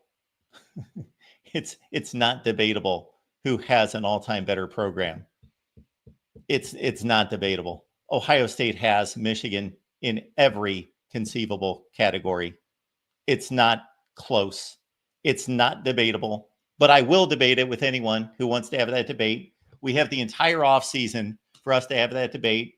And for me to say that Ohio State's got a better winning percentage, they've won more bowl games, won more major bowl games, they have won more national titles, more conference championships while they've been in the Big Ten. They have produced more All-Americans. They have produced more NFL players, more first-round picks. It's just not debatable. All right. We'll take our final 2. We've got Andrew on the line. Andrew, what's going on? Hey, how's it going, Mark? Good. How are you? First-time pretty caller? good. What is it? First-time caller? No, actually, I called a couple years ago. It was just very brief. Nice. But I wanted to respond to a caller who called a couple callers back. He was talking about how something with Georgia and Alabama being ranked above Indiana. Yes. My whole thing is I want to take it back to what the president of the College Football Playoff Committee said at the very beginning of the year. He said, we are looking to put the 12 best teams. And he used the word best. And I really, I hate when people use the term best teams. I want to put the best teams in there because logically, if we think about it, who are the best teams right now?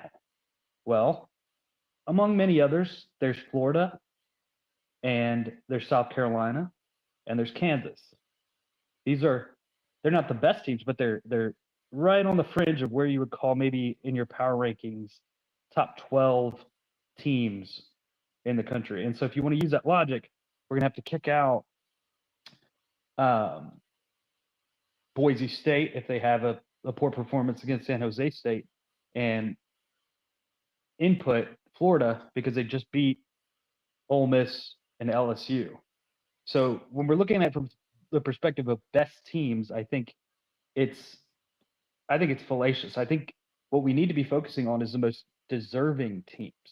And now that doesn't mean that an undefeated team is always ranked higher than a 1-loss or a 2-loss team, though ordinarily I think that is the case. There's certainly exceptions with like the non-Power 5 teams versus an SEC team, for example, but we need to really start focusing on who is the most deserving team rather than who is the best team.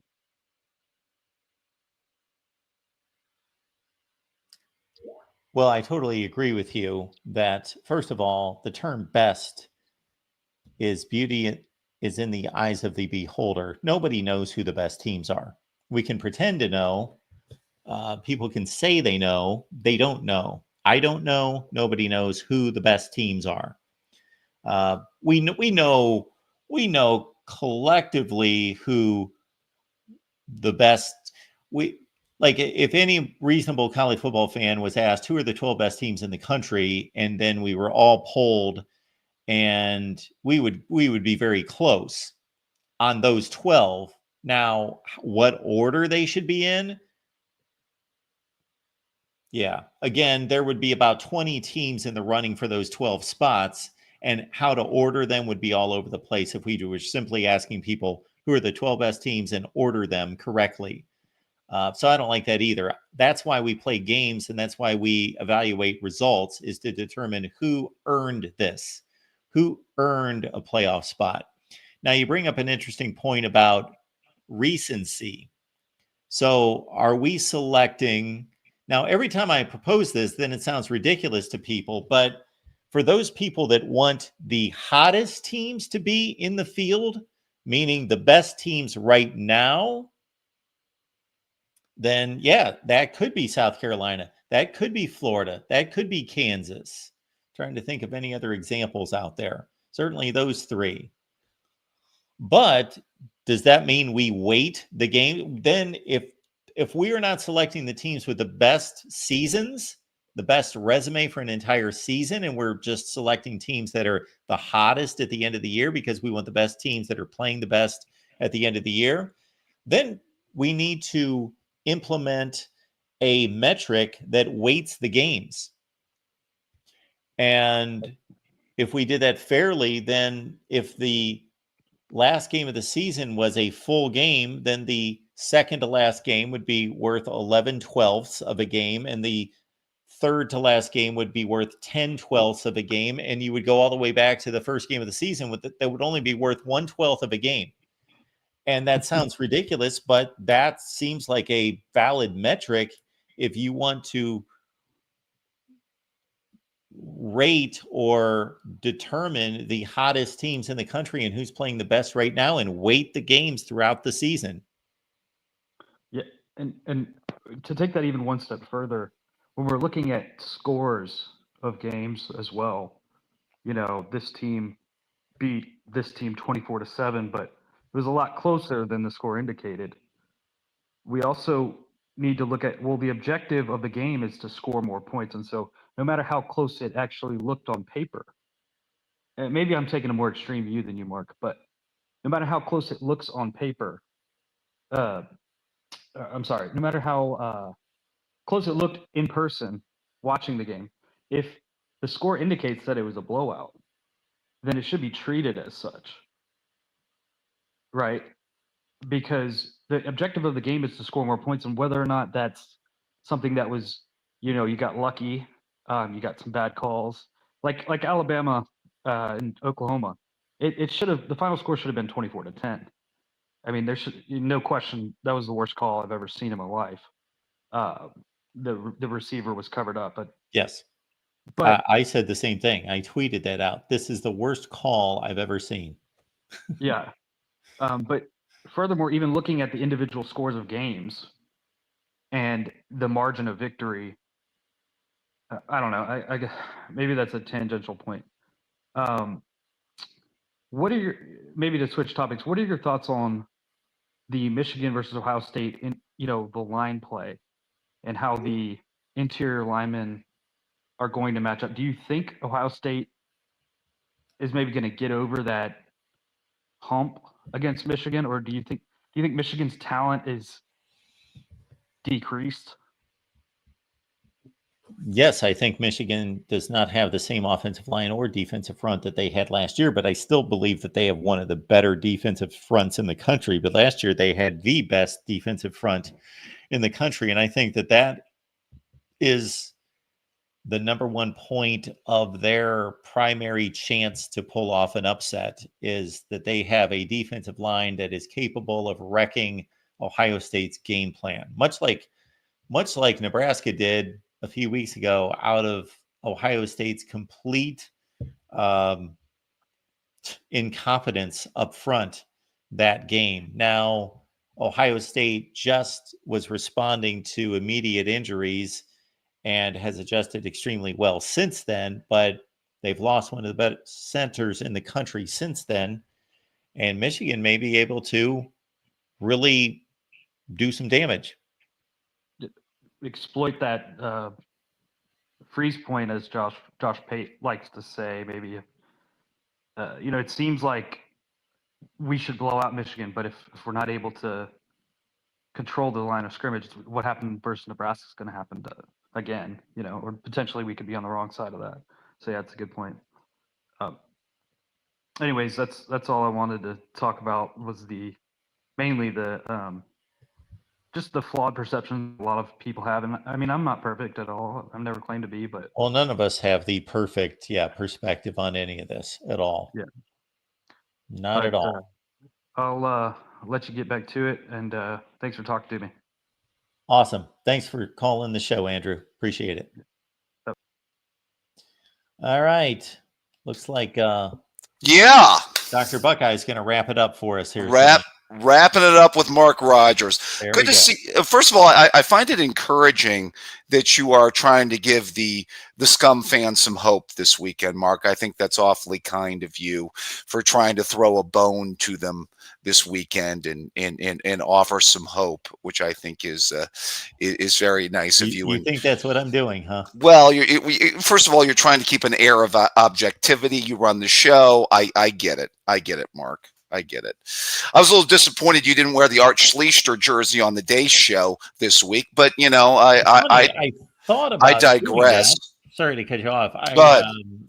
So we record the Michigan podcast on Tuesday afternoons. So it was kind of odd today because I just got done talking to him about 45 minutes earlier on his show, and then had him turn around to do that live stream, and that went through my mind, and I went for a little walk around the neighborhood then, and that completely, I'm at the age where I guess I get distracted easily, so that was completely in and out of my mind within 13 seconds. So come on.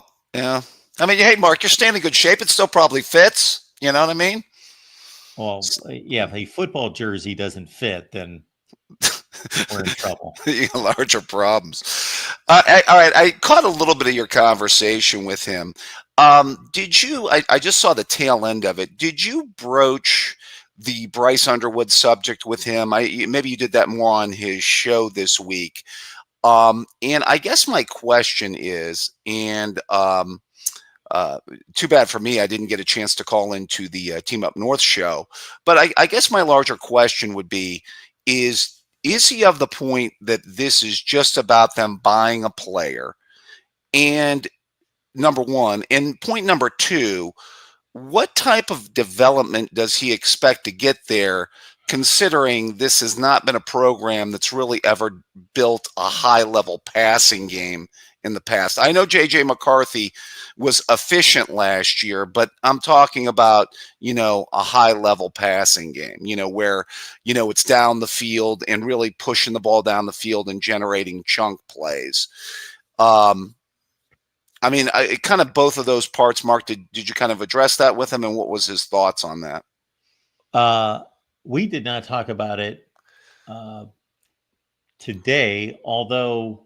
So during his Michigan podcast, I believe he records a segment that I don't see. And I think that was his topic. But in hearing from him both today, in amongst him groveling about not having a chance on Saturday, that it's all about the future, and Michigan fans will basically not even care what the final score is, even if it's 100-0. Ryan Day, go. Have a good time, because that's going to be it for you. Right. So hang 100 this year. That's the end of existence at Ohio State, because we've got so much money, and it's just going to be flooding in and pouring in by the droves. And we've got so many billionaires backing us that this thing's over. So that's kind of what I gathered from both he and our Michigan guys, that they're just giddy about how much money they're going to have to spend on not just Bryce Underwood, but all sorts of talent. Anyone that they could ever desire will be coming to Ann Arbor, and basically that we should be signaling the end of college football as we know it, that they're going to run off.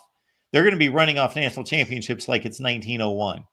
Okay. Yeah, we're going to party like it's 1901, 1902 again. Okay. And then they'll just buy the players, and that's their path. We'll just buy a bunch of players. Okay. Okay. I mean, first of all, just because you buy the players, go ask Texas A&M how that worked out for them. I mean, you can buy the wrong players and it can blow up in your face. I mean, that's a thing that happens. Listen, you see it in baseball all the time. I mean, I'm a little bit partial to the New York Mets. It's kind of my second favorite baseball team. I've watched them spend bad money on top of bad money for like 100 years. They still have a day called Bobby Bonilla Day there, where they spent, they talk about the fact that they wasted a ton of money on a player. So this whole we'll just go out and buy players, I'd be a little bit leery about that. And that's the end of the subject. And by the way, correct me if I'm wrong, wasn't he a guy that wanted to fire his OC? And am I also not right? When was the last time they developed a high level passing game? I mean, aren't both of those things true? The last time, and I'd have to go back and look at the numbers, that I really felt as though Michigan had a high-level passing game would be in the days of Chad Henne, right, where they really threw the ball downfield, and he had obviously a great arm, but right. that would be it there. Now, obviously, those are two completely different programs. There's no connection, no connectivity between what was going on then and what's going on now. Right. Yeah. But that can change. You can certainly go out and hire someone who can develop quarterbacks and develop offenses and game plan. Yeah. Hopefully for them. Well, they did try to put their hand on this stove once in hiring Josh Gaddis and going with that speed and space with that runt quarterback Shea Patterson in 2019, and that did not work out too well for them. So I think Michigan football is going to continue to be what it's been in regards to the emphasis on power running game, and that the passing game is going to be secondary. They want it to be viable, but want it to be secondary. Let's not forget places like Ole Miss that we consider to be, people that don't necessarily watch Ole Miss play consider. Now, this year might be a little bit different because they had all sorts of issues. And actually, we were talking about that on our Ole Miss show with their running back core. And they've got some kind of controversy with their most talented running back who's not playing because of who knows why. But where Ole Miss, you think of Ole Miss, you think Lane Kiffin, and of course, Jeff Levy was just there, that they have just these prolific passing seasons and statistics, but they're top 2 or 3 in the SEC in rushing every year. So I guess I think we sometimes get that mixed up. Josh Heupel, right, runs the ball. Yeah, that's true. That's true. Yeah. I mean, it's not always the quarterback is going to just build up, again, a high level passing game. I get your point. And Harbaugh was smart to go back to his roots and play ground and pound. I think that was a good strategy on his part. I think he was allowed to fail with Gaddis. So, he was able to go back and do that. I did want to comment on the rankings because that's what the show's about, Mark. Couple of thoughts. By the way, I've mentioned the Notre Dame being ranked higher than Penn State. Does that, I don't know, do you think that 6 of one, half dozen of the other, or does that irk you at all? Or why should it irk me? They should be ranked lower than Penn State. Okay, so I mean, do you think that the Texas A&M, Army, and Louisville victories are better than beating Illinois, Minnesota, and who's the third best victory or second best victory for Penn State? So who did you just name? Texas A&M, they're 8-3. Right. Okay. Let's take Illinois at 8-3 in the Big Ten. Yeah. I mean, what you consider a depleted SEC. Well, I agree, but I do think Texas A&M would beat Illinois on a neutral field, in my opinion. But those wins are pretty much on the same plane, right? Well, I just said I would take Texas A&M over Illinois on a neutral field, and Notre Dame did have to beat them at Texas A&M. Okay. All right. Just a thought. I mean, I'm just, very, very slightly better win. Okay.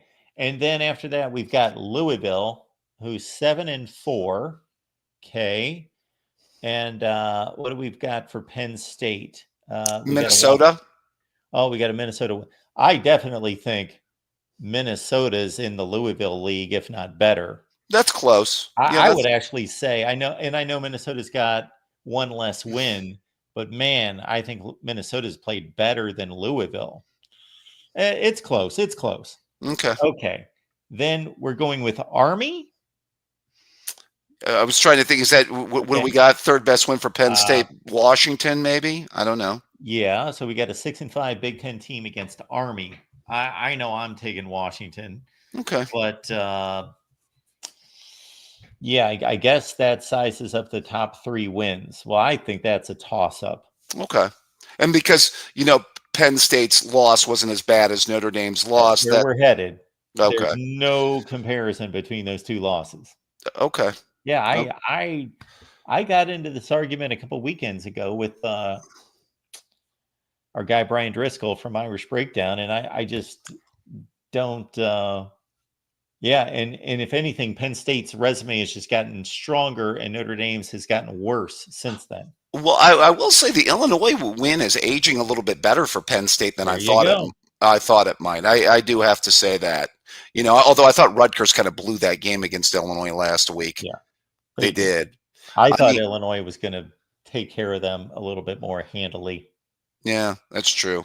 All right, I may be with you on that. I was just thinking about it. Maybe with the Illinois win aging a little bit better, that does help the Penn State cause.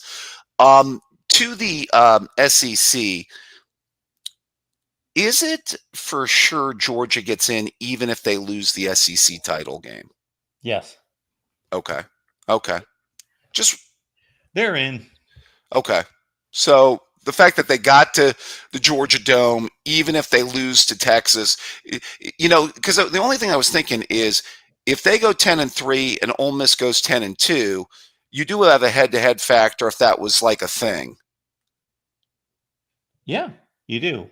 But Georgia is either going to go 10-3 or 11-2. So what you're telling us, there's not a direct comparison record-wise, but no. What I was saying is if I'm not saying it would come down to one of those teams in, one of those teams out. That was my only line of thinking. If Georgia goes 10-3, Ole Miss goes 10-2, and Ole Miss is obviously going to say we've got the head-to-head. We clearly beat them and beat them badly. That. Like I said, well, I'm trying to think of it right now because if you have the 4 Big Ten teams, and then you have Texas, let's say, that wins it. See, I think that if Georgia loses, how much does that open up the door again for either an Alabama or an Ole Miss? So Georgia loses the SEC championship game. Right. I think they're going to have to lose it decidedly. Okay. For them to entertain. If they walk off the field and they lose to Texas, whom they have already beaten, they lose a rematch 30-27 to the number 3 team in the country. That's not going to hurt them at all. Okay. So bottom line, if Georgia loses to Texas, how many SEC teams get in? Just 3? Georgia loses to Texas. Those 2 make it. Tennessee makes it. Yeah, so we've got 4 from the Big Ten. Right. 1 minimum from the ACC is 5. Right. Big 12, 6. Group of 5, 7. Notre Dame, 8. So that leaves us with 4. Right. So that's either going to be 4 from the SEC or that's going to be another spot taken up with Clemson or SMU jumping in. Yeah, the one thing that would be interesting is if SMU gets beaten that title game by either Clemson or Miami. Yes. You do think that there's a path for SMU to get in if they lose that title game over that 3-loss SEC team? Is your viewpoint? I think that if we're talking about knocking SEC teams out, then the best way for that to happen is for SMU to beat Miami. If Miami wins this weekend against Syracuse, they're going to hold firm at 6. And then SMU does the same thing. You're going to have a 6 versus 9 matchup. So you want 9 to beat 6 because that strengthens 9 and that slightly weakened 6, and Miami still makes the playoffs because they're not gonna plummet, losing to the 9th ranked team in the country. If they lose by a field goal, they're not going to fall from 6 to 13. So they would both make it. Plus, you've got, my goodness, if Clemson, they're sitting there at 12. So they are in the playoff right now. Yeah, but you already picked it, Mark. You got them out. You already picked it. You already gave me your hand last weekend. You already said you're picking South Carolina to win that game. I think South Carolina is a better team. But if they win, if Clemson wins, they're a slight favorite at home. They win this game, they're 10-2, and they just beat a really good team that's ranked number 15 in the country. So how do they not take 3 teams out of the ACC? Wow. We're going to live in a world where we could get 3 teams out of the ACC. You could get just as many teams out of the ACC as the SEC. How do they leave them out? Yeah. They can't knock a team, and the strength of these wins that the team. So this is the key in this. Go ahead. They showed us a lot. As soon as I saw them unveil Alabama and Ole Miss, and Clemson was still on the table, right, waiting to be unveiled, I thought, really? You've elevated Clemson above Alabama and Ole Miss, or basically you've dropped Alabama and Ole Miss because they lost these games below Clemson, who just beat the Citadel, just because they're 8-3. Really? Well, Clemson has a better resume than Alabama and Ole Miss. Well, no, see, they don't. Right. Well, here's the thing. I think it's done this weekend. You already called it. I agree with you on it. South Carolina is going to paste Clemson, I believe. South Carolina. But if they don't, okay, then Clemson, they're in the playoff. You can't knock them out. There's no way. Alabama, not if they lose the ACC title game. If they lose the ACC title game, they won't play in the ACC title game. They're safe. They're in the clubhouse. They're done. That's right. Okay, good. Well, they would get in if Miami loses to Syracuse, though. Sure, but we're talking about Miami winning, SMU winning. Right. They're playing in an ACC championship game, and SMU is the 9th ranked team in the country, beats number 6. They're both going to stay. There's no justifiable way to knock these teams out based on that scenario. Well, hold on a second. I'm not making and you know I'm not an SEC fan. I'm far from it. But there is still a very, very plausible way for the SEC to get 4 teams here. Not based on what I just sized up. Well, okay. To me, the answer is simple. South Carolina beats Clemson, okay?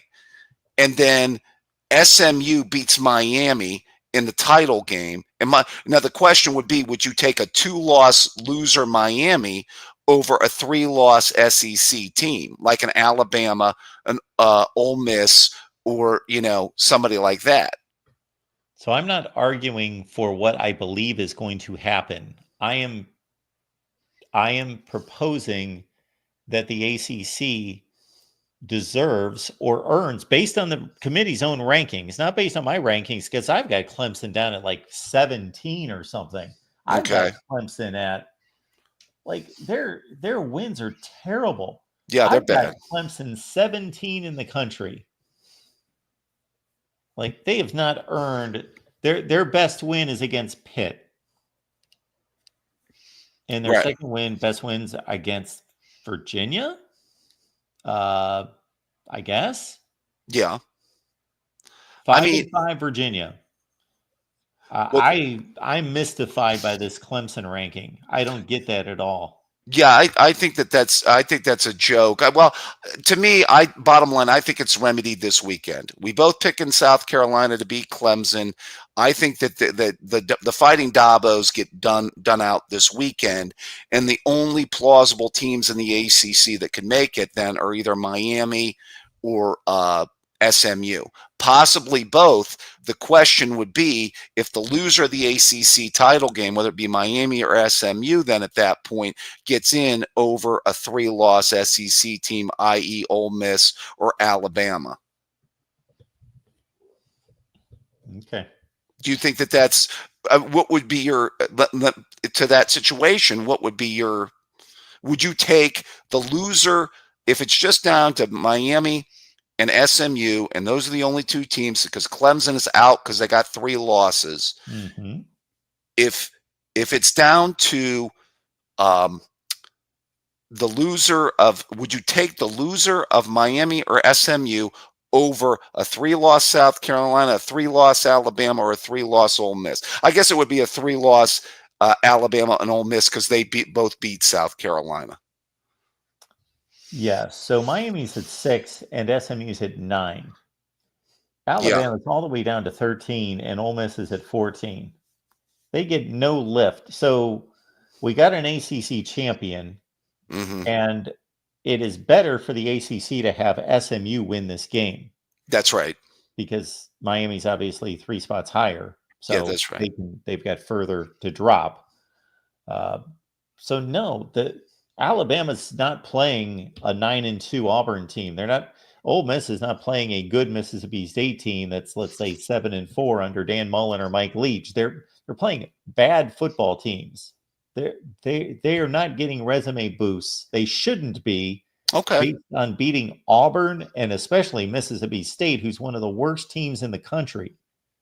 And unfortunately, South Carolina, they're going to get this resume boost, kind of an artificial one, somewhat, but still, it's a good Clemson team.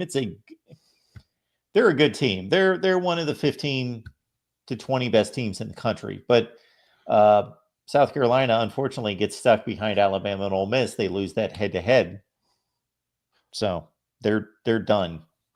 So, okay. My only thing is if Miami ends up at 11-2, I guess, because if they win this week, they'd be 10-2.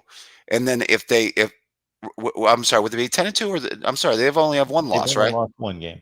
Okay. So yeah, they would be 11-1. They'd be 11-2, even though they don't have a lot of quality victories compared to, let's say, what Ole Miss or Alabama has. If they lose in the title game in the ACC at 11-2, you're still thinking they would get in because they're at the 6th spot, and them losing to SMU at the 9th spot would not drop them down that much. Well, we're taking Ole Miss and Alabama, and again, every time I make a comment like this, let's understand that we're talking in vacuums, so we're not getting the entire picture of what else is happening. We're just taking, so you can't take this verbatim, but we just saw Alabama lose and drop. They lost to a mediocre team. Right. And Ole Miss lost to a mediocre team. Right.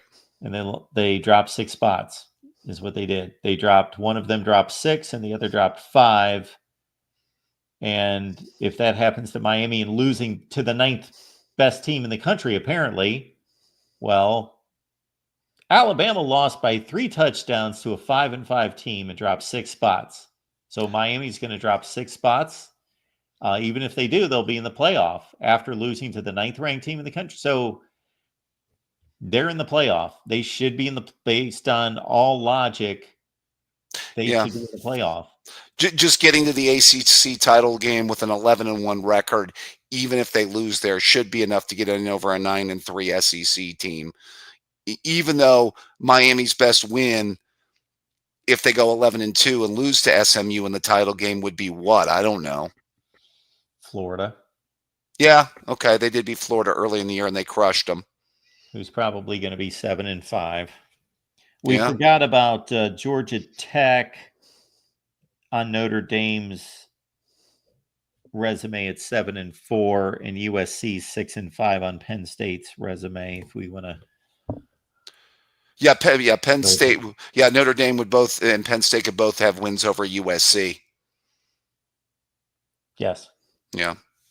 Okay. I just wanted to kind of run some of these situations and scenarios by. I know you're already thinking of them. You're probably going to cut like 85 videos about this stuff or something like that, right? We'll be somewhere in that range. Well, you got to keep yourself busy, Mark. Yeah.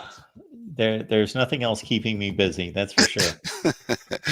All right, my friend. Well, hey, you coming back with call-in show after the the Ole Miss and Mississippi State game on Thanksgiving, or Well, they're playing on Friday. Oh, that's. Oh, I thought that they did that on Turkey Day for They some have reason. moved that game off of Thanksgiving. Yeah, because they'd always done it on Turkey Day. Yes. Okay. So right. we'll probably see you back on Friday then, huh, Mark? Yes, sir. All right, Mark. You have a good night. Thank you, sir. We'll see you. Take care now. Bye-bye. All right. I had said last call, but this is probably the one guy that's going to move me off of saying no more calls. But we'll take one more call because it's Will. Mark, I'll keep it quick. You're fine. If Notre Dame wins by 3 scores against USC, and they compare that to Penn State's performance against USC, do you think the Irish can jump Penn State in the rankings? Okay. My first question is, why does it matter? Because they're comparing the head-to-head result. Well, I know. I get your point, but so if everything stays the way it is right now, Notre Dame is going to be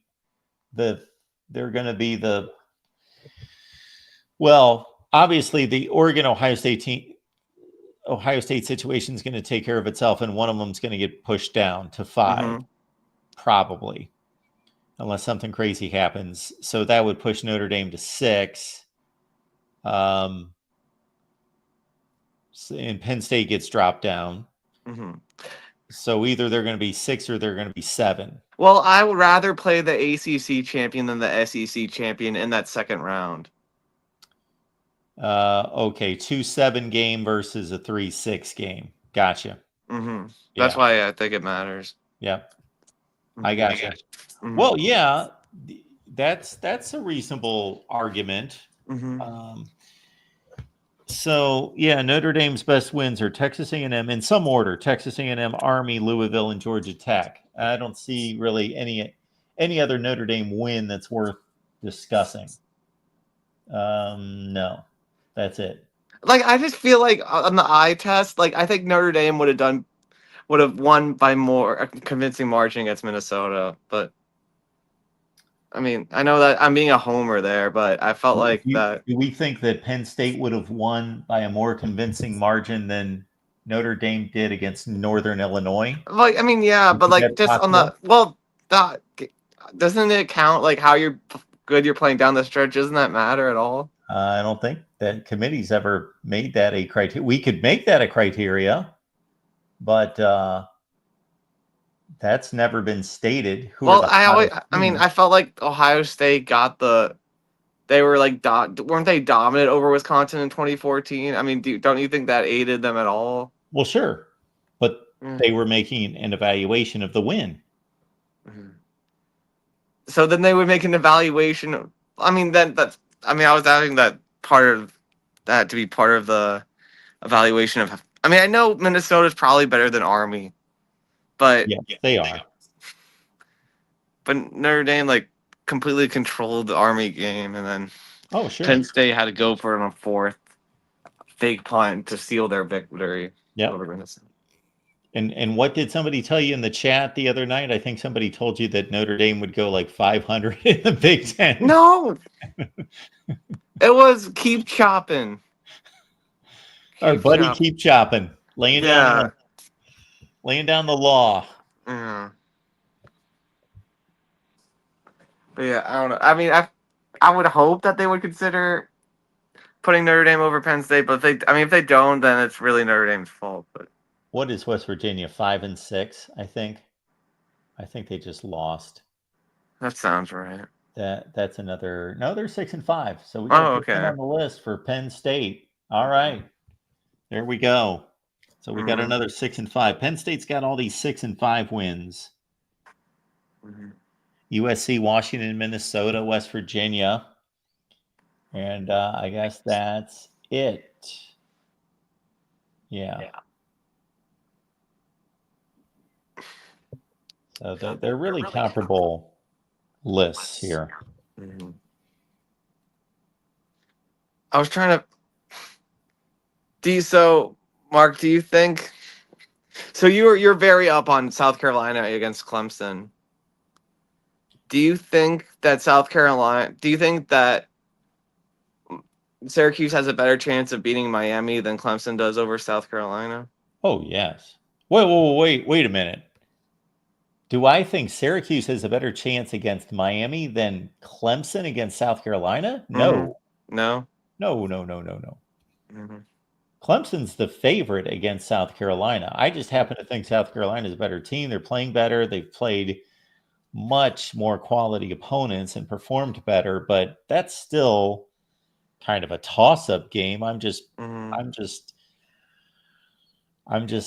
sold on South Carolina and the way they're playing right now. But yeah, Syracuse is a decided underdog against Miami, and they should be.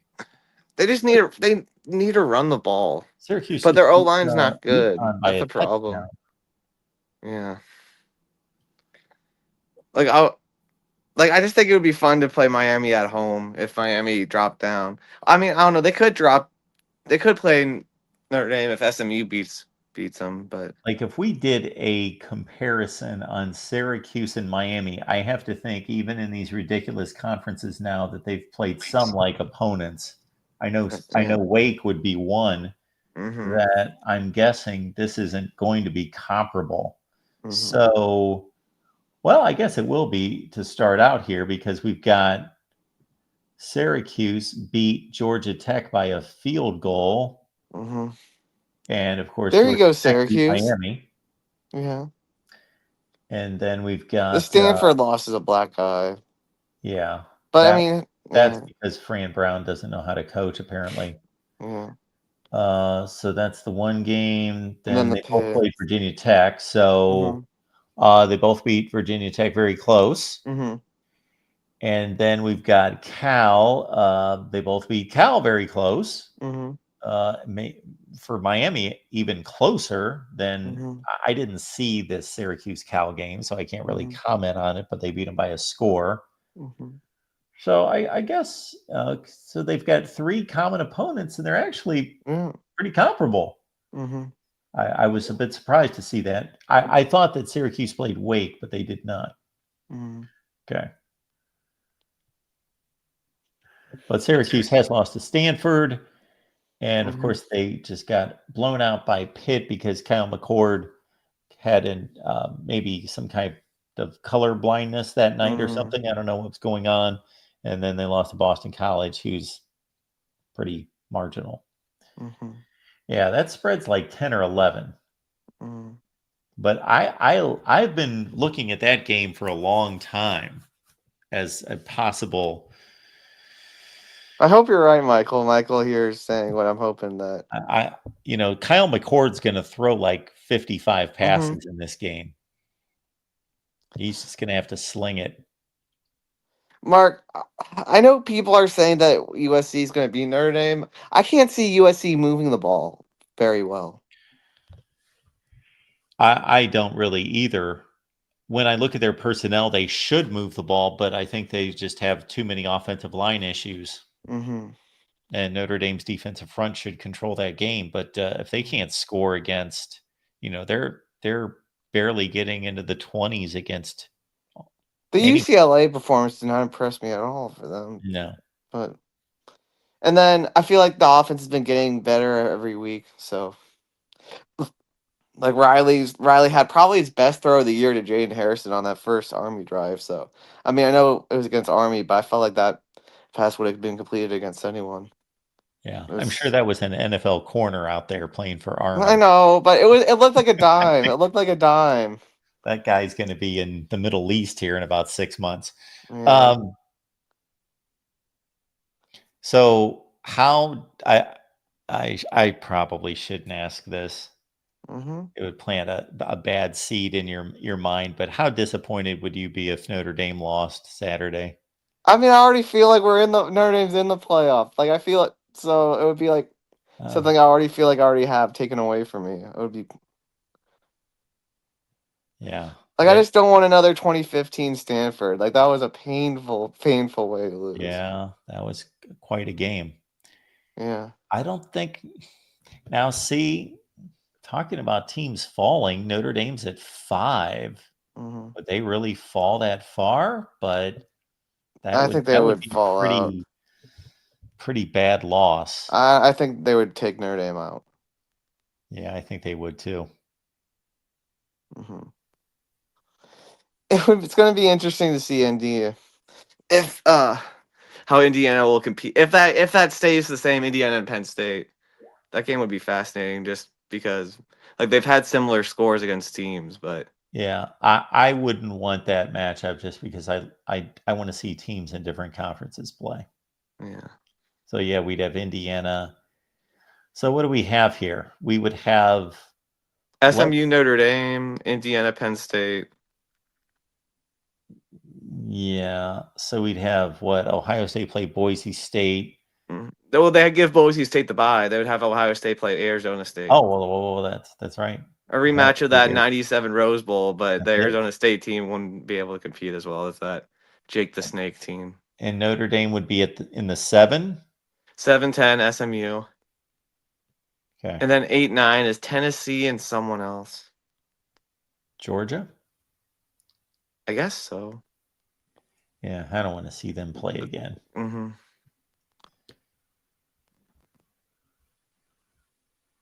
All right, Will. Anything else? All right. No, I mean, can I plug my show with Jeffrey? We're about to do our show. But if you have another show, then of course you can. Hopefully Yeah. we get all these people over there. yeah, just check out Only Talk Sports or Will and D. We're about to put up our StreamYard and then do There our we show. go. Show should be fun. Only Talk Sports, everyone. You got Jeffrey, you got Will going at it. Mm-hmm. More college football playoff discussion. And We're gonna have an interesting discussion about that Alabama game. He always gets emotional about Alabama and Indiana. So he gets emotional. well, not Maybe I should emotional. tune He in gets for that. passionate about his team. Yeah, I'll say that, passionate. All right. What's there to get riled up about that game? They just well, he that's one of the blames worst. it on the players, but I'm like, Kalen DeBoer should be the one to have them ready. Yeah. I mean, the players have something to blame, but yeah. I piled on Jalen Milroe for that pathetic attempt of a tackle Yeah. on that pick six. Mm-hmm. That was terrible. All right. Thanks, Mark. Appreciate it. Thanks, Will. Have a good night. All right, folks. Appreciate you being here. And if you enjoy college football, oh, yeah, I think all of you enjoy college football. I'm just taking a guess. I just have a feeling you all love college football. That's just a guess. Disputed National Champions, give it a read, give it a look. I am almost positive you will love it. It's a historical look at the 1990s, but it's much, much more than a history book. It's not a history book, really. It's more about the future. So it's a good mixture of both. We really dissect every season of the 1990s, which I consider to be the most impactful. That's the reason I chose the 1990s. Although if this book sells, I would love to write one on every decade. But we chose the 1990s to start out. And again, the link is in the description section of this video. So give it a look. It's $9.99. Disputed National Champions, or just go to Amazon and put in Disputed National Champions, and you should be able to find this book, and we appreciate it. And maybe I should mention this, since we've had about 20 people request this, and it's very nice of them to ask about a signature. So I guess I could collect everybody who would like a signed copy, and then I would just say I had to order all those and then send them out, is the only way I can figure out to do that. But again, Disputed National Champions, the link's in the description section down below. Or you can just go on Amazon and search for it. We've got an Ole Miss channel that we would love to get to 1,000 subs. So please, we are really pushing the Ole Miss channel. We've got a show every Wednesday at 2 p.m. Eastern time. And we got Leanne, we got Ruby, we got myself doing the Ole Miss show. And we do the Ole Miss post game. We got an Ole Miss channel. So please subscribe to the Ole Miss channel right here at the Voice of College Football. Wow. Next show, Ohio State Live. I think they've got a big game this week, from what I understand. I'll have to double check to see who they're playing this week, but Ohio State's got a big game. So we will talk about that on Buckeyes Live at 11 a.m. Eastern time on Wednesday. As far as my duties on Wednesday, we got Ohio State Live at 11, Florida State at 6, Miami at 7, and we're still trying to fit in the Iowa show with Corey Bradda. So we'll figure out when to do that. Appreciate you being here at the Voice of College Football. We will see you bright and early at 11 a.m. Eastern time with the Buckeye Show.